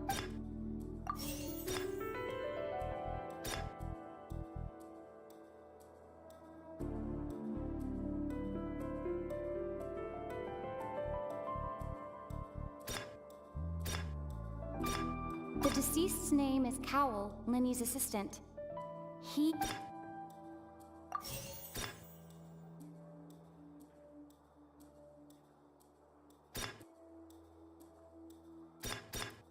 Halsey's clothing was in the tunnel.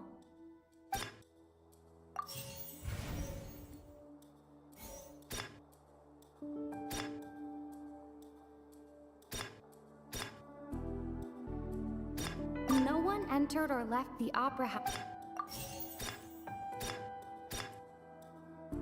Lenny was not in the tunnel at that moment.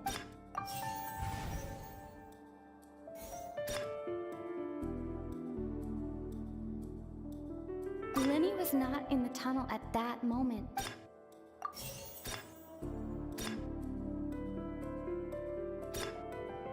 It would have been tough for both people to fit into that vent.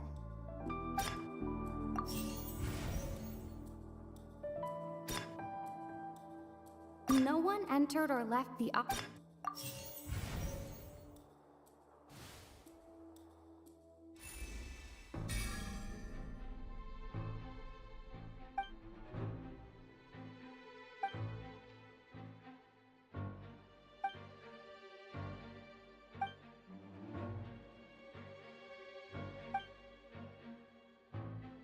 What's wrong, Traveler? Are you still having trouble figuring things out?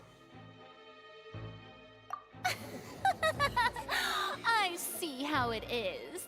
So this was all just a bluff. And here I thought you had something to show for it. But it seems you're still far from the truth. Look, since we're at a dead end, why not consider a different track? Just like the trick as it transpired, the end result must have been utterly different from the magician's initial design. If only we knew how Halsey disappeared.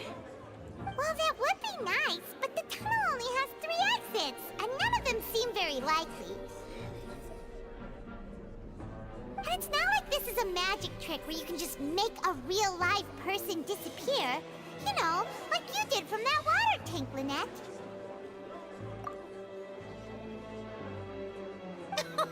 Excuse my interruption, dear opponents, but do you not see that the crowd is growing impatient? There is no greater sin in this opera house than an awkward delay in the performance.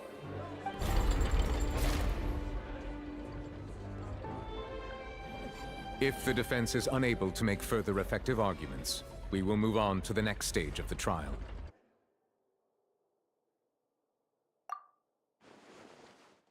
Lenny was not in the tunnel at that moment, which gave... The sound we heard may have come from a clash between the missing Halsey and the criminal. The deceased's name is Cowell, Lenny's assistant.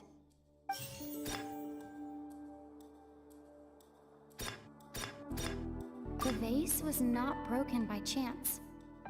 It was used to cover important evidence. The water...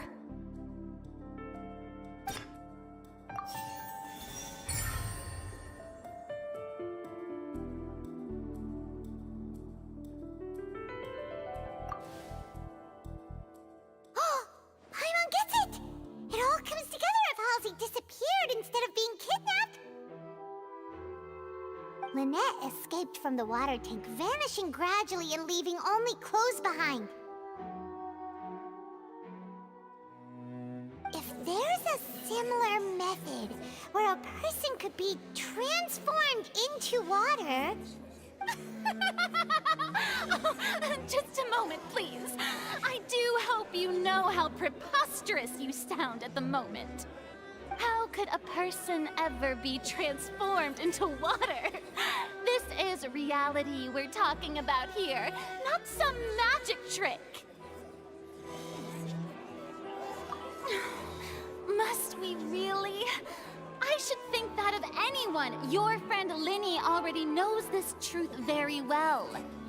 Magic tricks are ultimately just illusions and misdirection. But Halsey's disappearance is very real. We're talking about two completely different things. Even so, I trust the Traveler's judgment. The truth must be out there somewhere. Perhaps some new line of reasoning may open if we try to gather all the focal points that don't make sense. Since Cal was the deceased, we haven't placed much attention on him. But given that we aren't making much progress with the case, it wouldn't hurt to have a look at his belongings, would it? People really do come up with all sorts of harebrained schemes when at the end of their rope. The way I see it, your suggestion that we broaden the scope of our investigation is nothing but a tactic for stalling the trial. Nevertheless, I believe that this is a reasonable request on the part of an attorney. Since the trial does indeed appear to be at an impasse, I believe that additional evidence may help us make more progress. Guards, please step into the lounge and examine the personal effects of the deceased Cowell.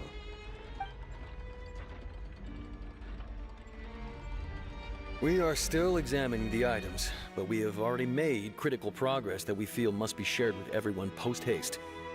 We discovered several test tubes of fluid within Cowell's baggage, each labeled separately. The notebook in his backpack claims that these fluids are... water from the Primordial Sea. The Primordial Sea? The note's contents also indicate that Cowell belonged to an organization that sells illegal drugs and that he had an accomplice. The notebook has many entries concerning safe usage of these fluids, in which the keyword dissolve appears many times. One of these tubes was labeled Opera Epiclese, along with yesterday's date. It is empty. The notes also state that these dissolution properties work exclusively on people from Fontaine. It's likely that Halsey was chosen as some sort of test subject. As such, we believe that the defense's hypothesis is, in fact, supported by sufficient evidence. You gotta be kidding! People dissolving into water? Could something so ridiculous actually be true? Wait a moment. This reminds me of a certain prophecy, but it's just a coincidence, isn't it? Huh. If people can become water, does that mean that the water tank's real use was as a means to hide water stains? And if Cowell was targeting that girl... Wait just a minute. Could that mean... You two, with me, quick! Demoiselle, wait! What about your partners? Let's go. Just trust me. Order! Order!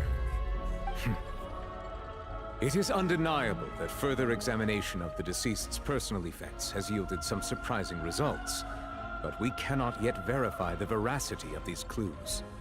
Still, let us assume that these clues are indeed authentic, albeit with the understanding that Ms. Halsey has yet to be found. Guards, please continue examining the items along these lines. Mr. Linney, it appears your hypothesis is supported by the evidence, so please continue speaking. Of course. Thank you, Your Honor. If we uphold this hypothesis, I believe that many of this case's seemingly unrelated clues can be connected together. Right! Like the metal hook! That one didn't make sense at all. Let's think about this. Cowell's methods must have something to do with that water from the Primordial Sea.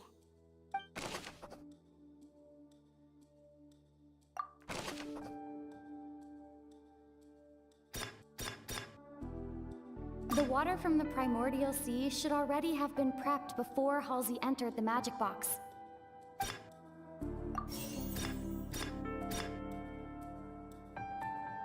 The deceased's name is Cowell, Linny's assistant. He would have been able to tamper with the equipment. Now it seems like the hook rope was not meant for another magic trick, but was instead some form of triggering mechanism. Lynette was in the magic box on stage the entire time. Did she have something to do with this?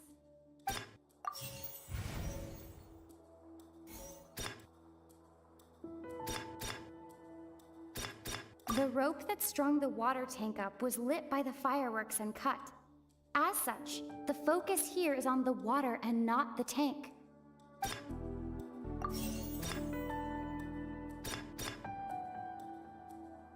The water from the primordial sea should already have been prepped before Halsey entered the magic box.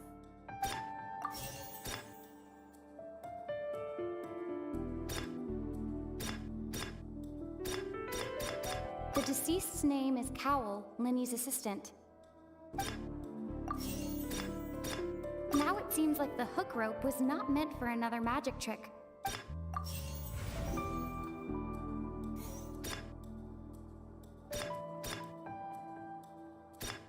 The deceased's name is Cowell, Linny's assistant.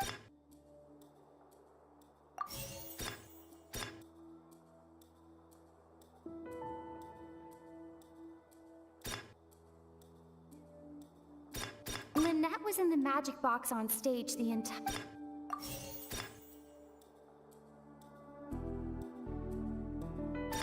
The water from the primordial sea should already...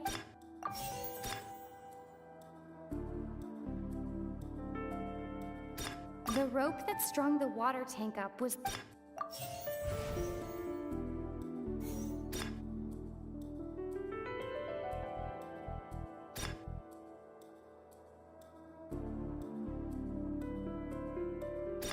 I remember there was something else within the inner layer of that box.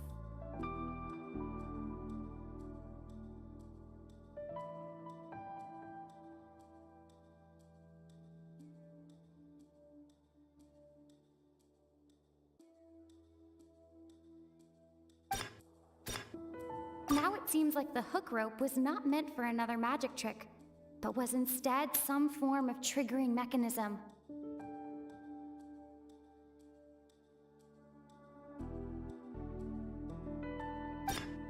The rope that strung the water tank up was lit by the fireworks and cut.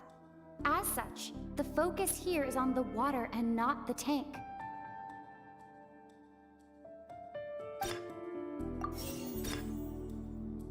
I remember there was something else within the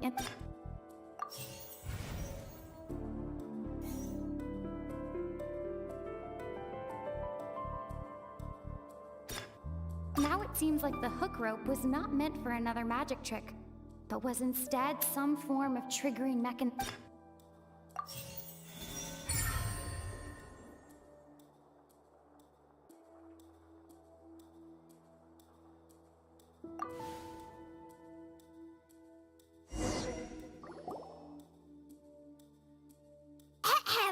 It's Ace Detective Paimon's time to shine again! In the original plan, Cowell would tamper with the water tank rope and the number selector securing his target. When the magic box containing Halsey was lowered, the metal hook would retract gradually and pierce the balloon at the top of the box. When the balloon attached to the box popped, the water from the primordial seed inside it would pour down and dissolve Halsey. Afterward, Cowell would enter the tunnel and break the flower vase to conceal the water inside the tunnel, with the remaining evidence being covered up by the water tank on stage. But he encountered something unexpected in the tunnel, and wound up being fatally hit by the same water tank he meant to use to cover his tracks. Huh. That does make sense. That actually links together a lot of the more confusing pieces of evidence.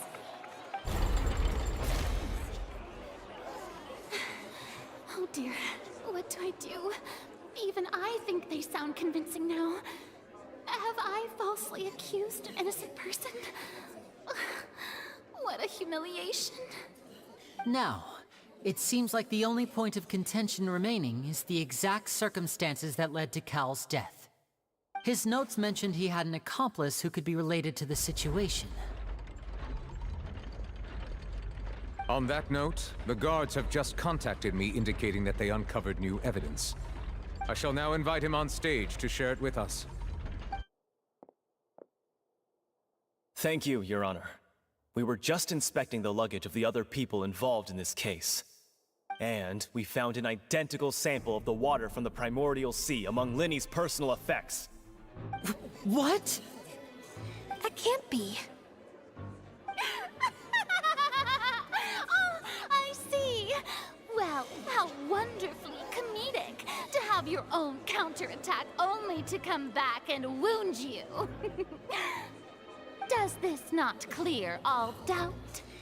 My dear citizens, my loyal audience, allow me to present my reasoning and bring this performance to a swift close. Linny did not need to take part in the dissolution of the young woman at all. Indeed, he did leave the scene via the vent.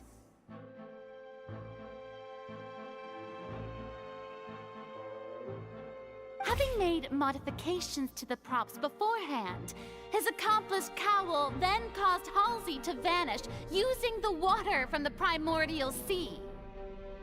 But upon his return, in cruel avarice, Linny desired sole credit and prepared to do away with his partner in crime. Ultimately, he knocked Cowell out, and the tool meant to cover the crime up also became a murder weapon. Now, as much as I regret having come to such a viciously straightforward conclusion, it does seem that the famed Fatui is quite the cold-blooded and ruthless organization.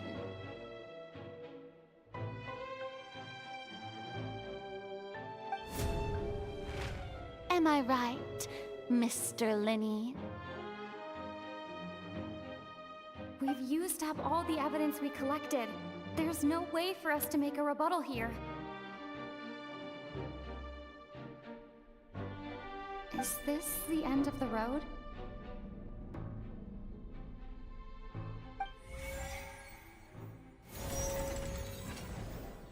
Oh no! Paimon can't think of anything either. It doesn't look like there's any way around this. Seems using the water as new evidence was too good a move. Why did this have to happen now? I think we've all seen enough now, and we have ample witnesses to my flawless reasoning.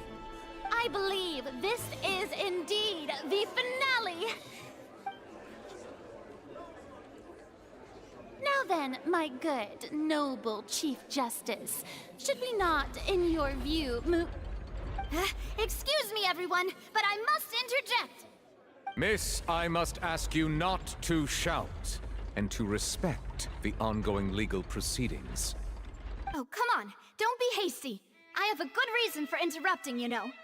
Now, would anyone here like to take a little break from all this debate and see a little magic? I'll show you an amazing trick. One that can bring a young woman who has disappeared back in the flesh, right before your very eyes. Please, do the honors, Mr. Linny, if you would be so kind. What in the world is she saying? No offense, miss, but miracles like that are beyond my scope as a magician.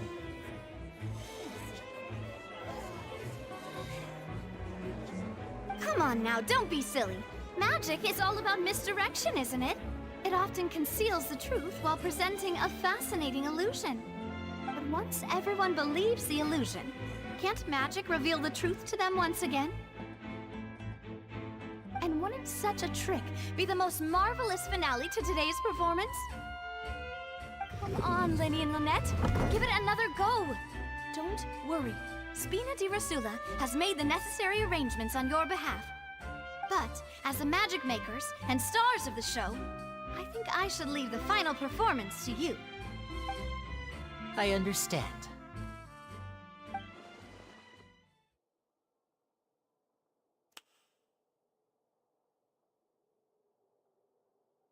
And voila!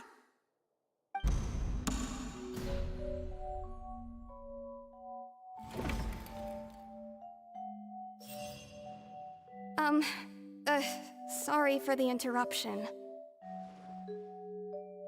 Wait, isn't that Halsey? So the whole thing about people dissolving wasn't true after all? To be clear, I'm only here because this person told me that if I testified, the merit of doing so would lessen my sentence. I was hiding outside this room listening to the proceedings because I was afraid that I would be the one put on trial. I was just feeling happy that no one had noticed me, and then before I knew it, she caught me. That'll teach you to underestimate us three. Where should I begin?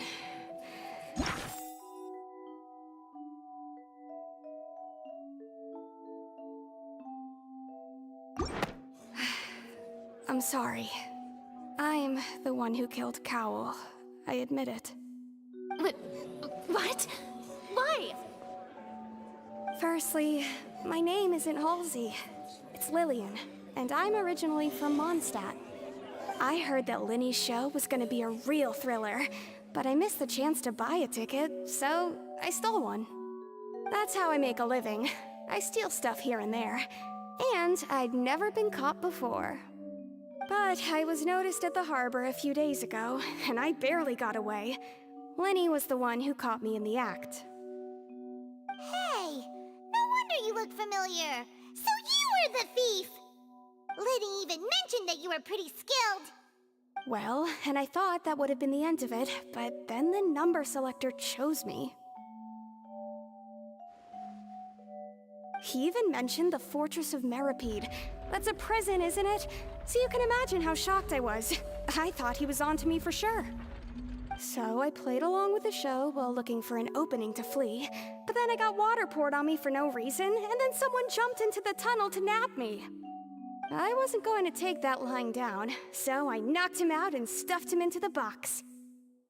There was nowhere to run from there, though, so I had to change my clothes and hide in a box containing performance costumes. I slipped out after the first guard arrived at the scene and continued hiding inside the opera house. Can a person even hide in there? But I swear I didn't know that the water tank would fall down. Really, I swear it. Had I known that, I wouldn't have put him in the magic box. I may be a thief, but I'm no killer. Well, that makes everything pretty clear now, doesn't it?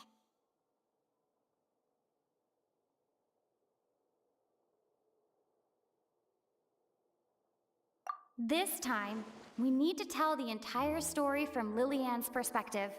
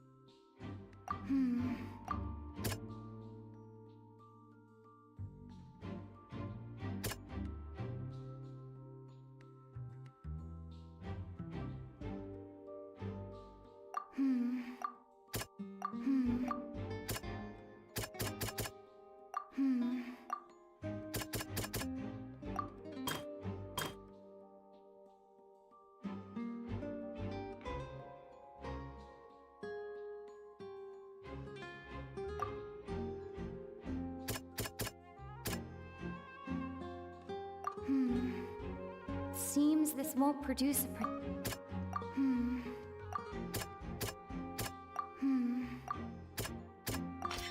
The strange sound wasn't from a fight. It was Lily-Ann's attempt to break out when she was frightened.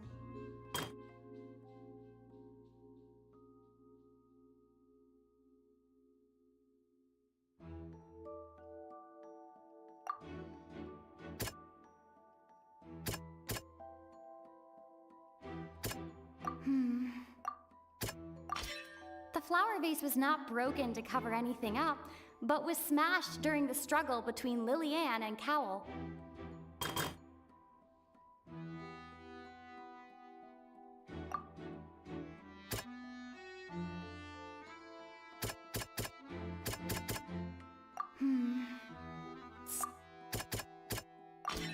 Lily-Ann was afraid that she would be recognized if she left, so she changed clothes and hid, biding her time. Just what one might expect of an experienced thief. And it's Ace Detective Paimon time! Having been selected out of the blue, Lily-Ann panicked.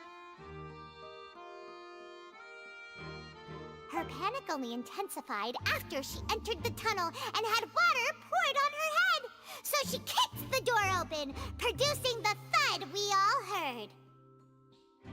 Hearing the commotion, Cowell leapt into the tunnel, only to discover that Lily-Ann had not dissolved. He did not know that Lily-Ann was not from Fontaine, but was a thief who made her way in by stealing a ticket.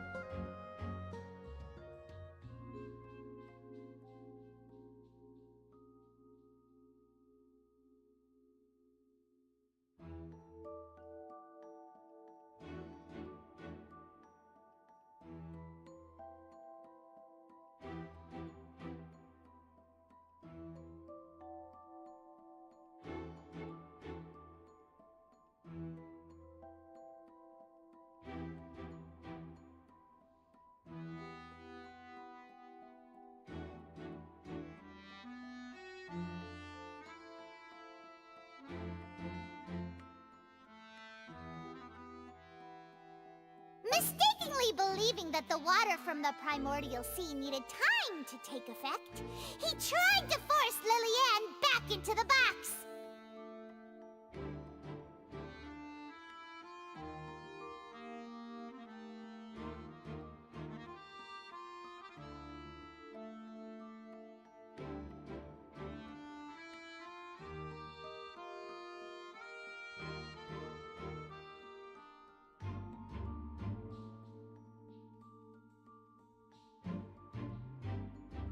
The two broke the flower vase during the struggle, but Lily-Ann came out on top, knocking Cowell out and putting him in the box.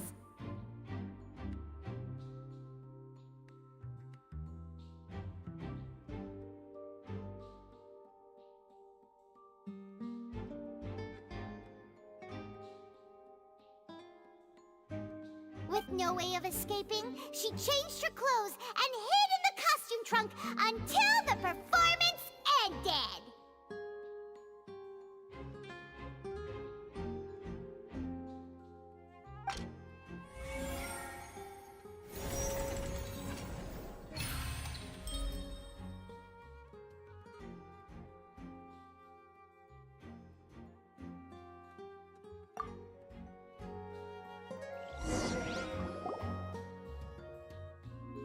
She knew that she would have to go through guard inspection if she tried to leave afterward.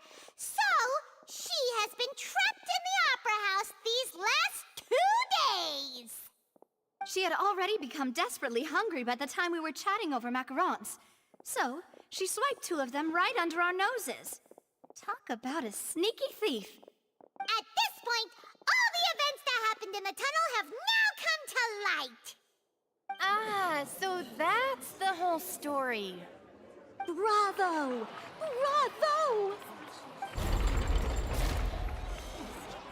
Now then, Lady Farina, do you wish to speak against the defense's statements?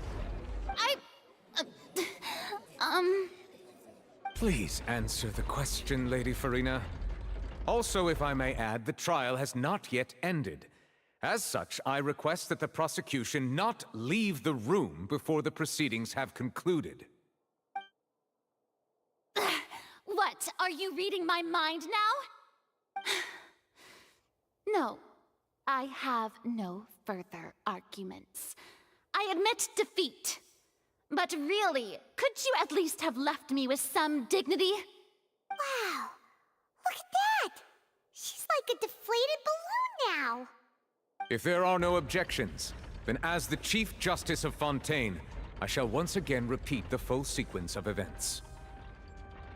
The actual perpetrator of the serial disappearances, Cowell, selected his next victim from the audience reservation list. With some modifications to the selector, he could ensure that the pre-selected young woman would be chosen. To cover up any evidence while committing the deed, Cowell thought of allowing the water tank to fall, which would conceal the water left behind after the young woman was dissolved. He also tampered with the rope suspending the water tank, using the fireworks at the end of the performance to cause the tank to drop and hide the watermarks. He poured the water from the primordial sea into a balloon during the preparation of the magic box, and stuck it to the box's lid. Finally, he passed the prepared hook on a rope through the gap in the magic box's door when bringing the young woman to said box. When the magic trick officially began, the box containing the woman was lowered into the tunnel, tightening the hook rope and bursting the balloon containing the water. If all had gone to plan, the young woman would be dissolved at this time. However, Lily-Anne was not from Fontaine, and thus fled the box with a loud noise. Realizing that there was trouble, Cowell entered the tunnel and met Lily-Anne. Thinking that the waters had not yet taken effect, he decided to proceed. However, his opponent was more capable than he thought, and he was overcome, knocked unconscious, and placed into the magic box, and thus became his own final victim. Lily-Anne, according to her own statements, then changed clothes and hid until the performance ended, before hiding in other parts of the opera house. As for Linny, he was in the underground structures within the opera house, and was thus ignorant of these happenings. From this reconstruction of events, we can conclude that Linny, the accused, is in fact innocent. While there is much in Linny and Lily-Anne's conduct that should still be investigated separately, this case, at least, can be handed over to the Oratrice to make the final decision.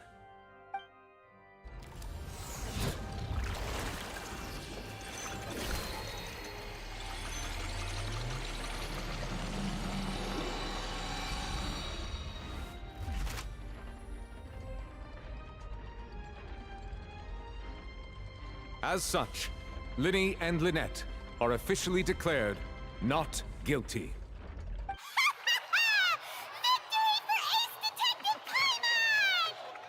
Great work, partners. Thank you all. Thank you so much.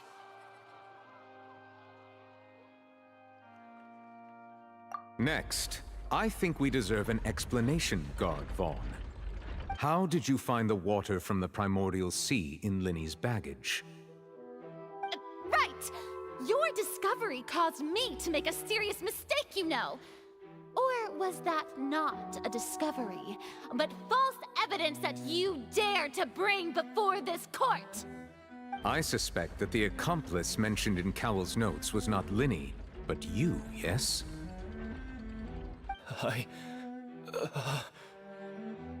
I'm sure you know what you must do to lessen your sentence.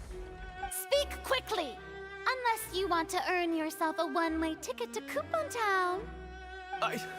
I was just following orders. We were supposed to place blame for the serial disappearances onto Linny, and thus cause suspicion to fall on the Fatui. The higher-ups said this was the best opportunity to do so. And now that your plan has fallen through, and the secrets of the water have been revealed, you have become a liability to said higher-ups, yes? Therefore, you would be wise to tell everything you know, and seek the protection of the guards. Yes, I'll tell you everything I know. Our boss discovered that the water can cause people to dissolve.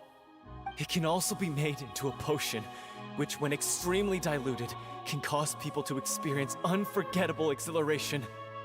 We've been in this business for a while now, and have made decent more off it. The disappearances were also the boss's idea. I mean, this is the boss we're talking about. The...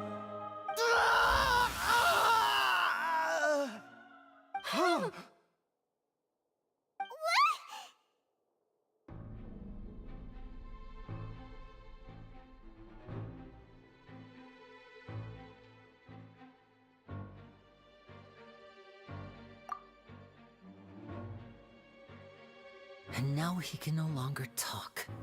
Such ruthlessness.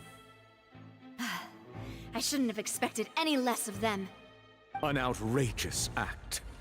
All present, please submit to inspection immediately.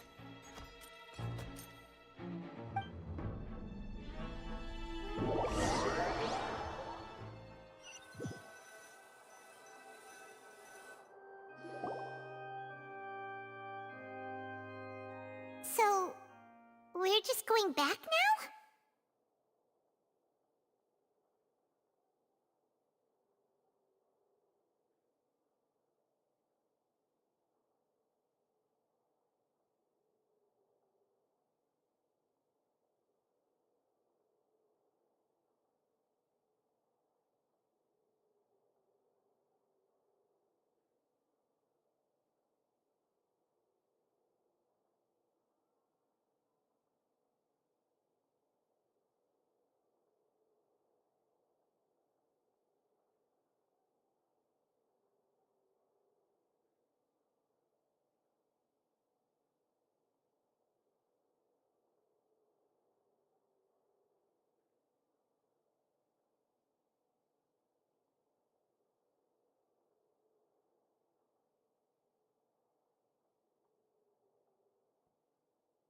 That's true, but...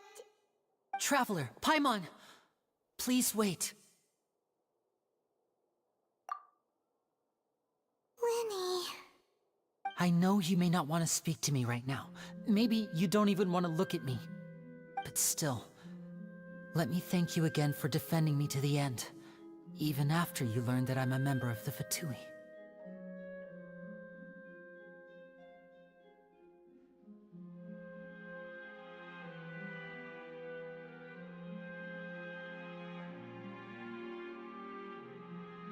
I guess. But regardless, I'd like the opportunity to set things straight.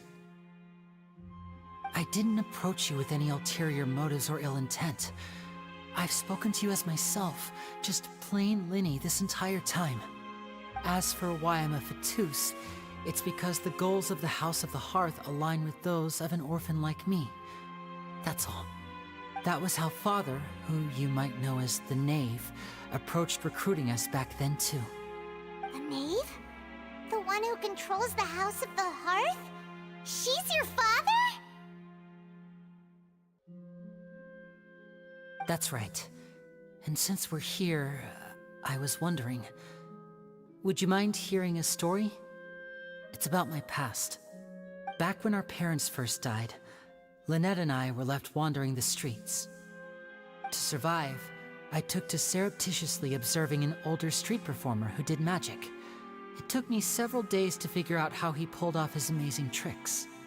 I took my sister through several streets until we found a crowded corner, and we began to perform magic tricks there. To my surprise, we proved to be pretty popular, and we could at least stop worrying about where our next meal would come from for a time. But I didn't want my sister to remain a street rat together with me forever. Before long, an aristocrat came to me and claimed that he wished to take us in after watching my performances. So you went from orphans to nobility just like that? That was how we felt at first too. As if fate was on our side and we could say goodbye to those painful days. But I gradually discovered that while we were called foster children, he was really after my talent for magic tricks. He would constantly take me to all sorts of banquets to garner attention, which he would then use to expand his social circles. That doesn't seem too bad either. Better than roaming the streets at any rate. It took a while for me to realize just how dark his heart really was. After one particular performance at a banquet, I discovered that Lynette was not on the same return vehicle as me. I waited a long time after we returned home, but she did not come back. I went to that noble's bedroom and asked him about her whereabouts.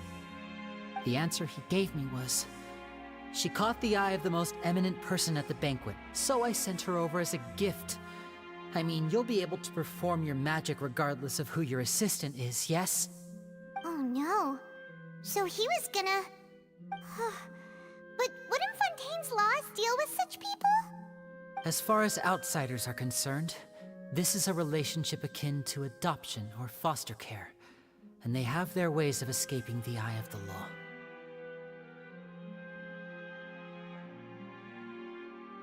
I managed to ferret out the location of the mansion of that so-called eminent person, and hurried through the night. But by the time I leaped over the walls, avoided the guards, and made my way in, all I saw was the moonlit ground covered in blood, and the knave standing there in the darkness. So, she'd already taken care of that guy. That's right. She had rescued my sister before she could come to any harm, and had even discovered several girls hidden in a basement, all of them orphans. Father, I mean, the knave, might have seen something in me, and so she made me an offer. The House of the Hearth welcomes you, for your interests align with ours. Here, none will ever betray you. Indeed, betrayal shall never be permitted here. I was hesitant to trust her.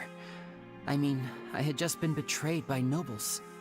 But she was also quick to destroy the noble who had taken us in at first, giving us back our freedom. Oh, so that's how the two of you joined the House of the Hearth. She has her own plans.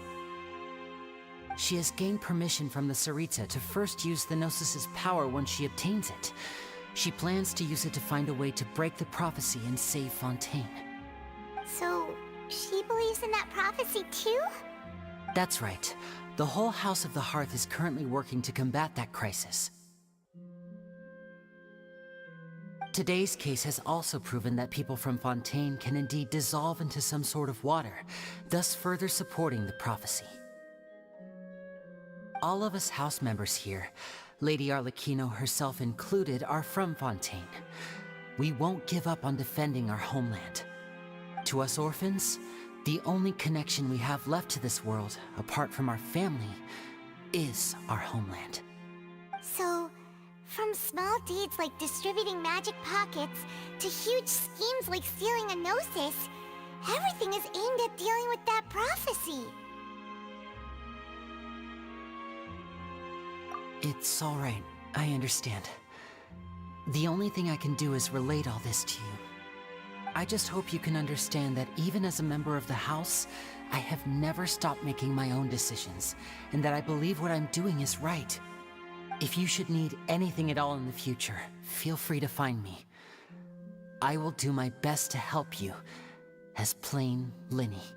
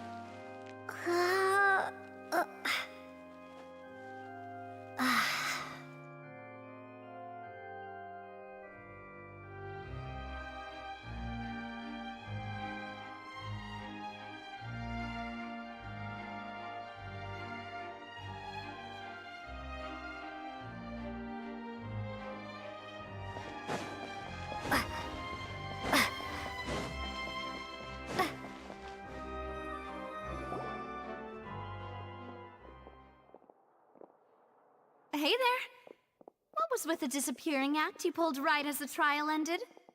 Were you looking for us, Navia? Well, this whole thing isn't exactly over, is it? I do feel that we're getting closer to solving the serial disappearances case, though. Don't you think so, too? Huh? What's wrong, my dear partner? Besides, are you sure we're the ones who can crack a case that's been cold for decades now?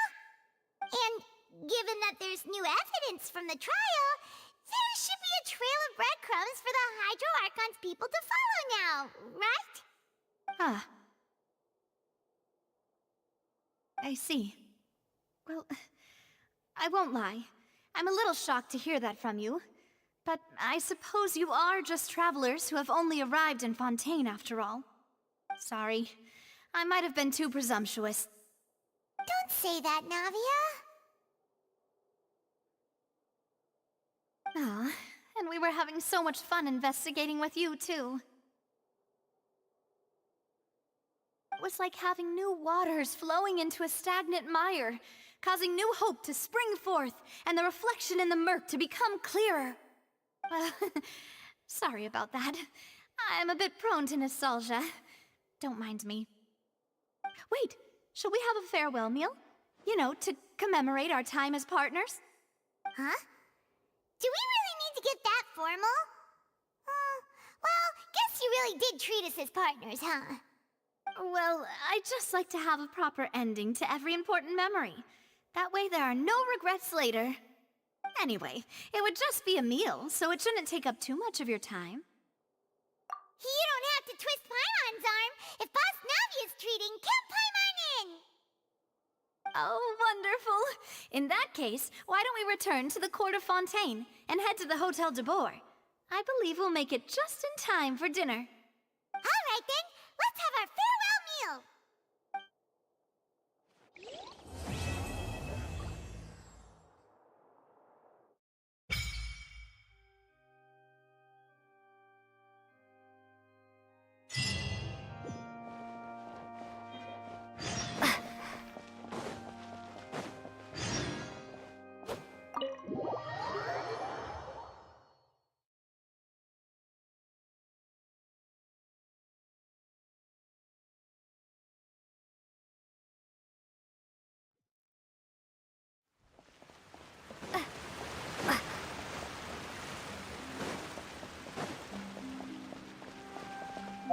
Yeah.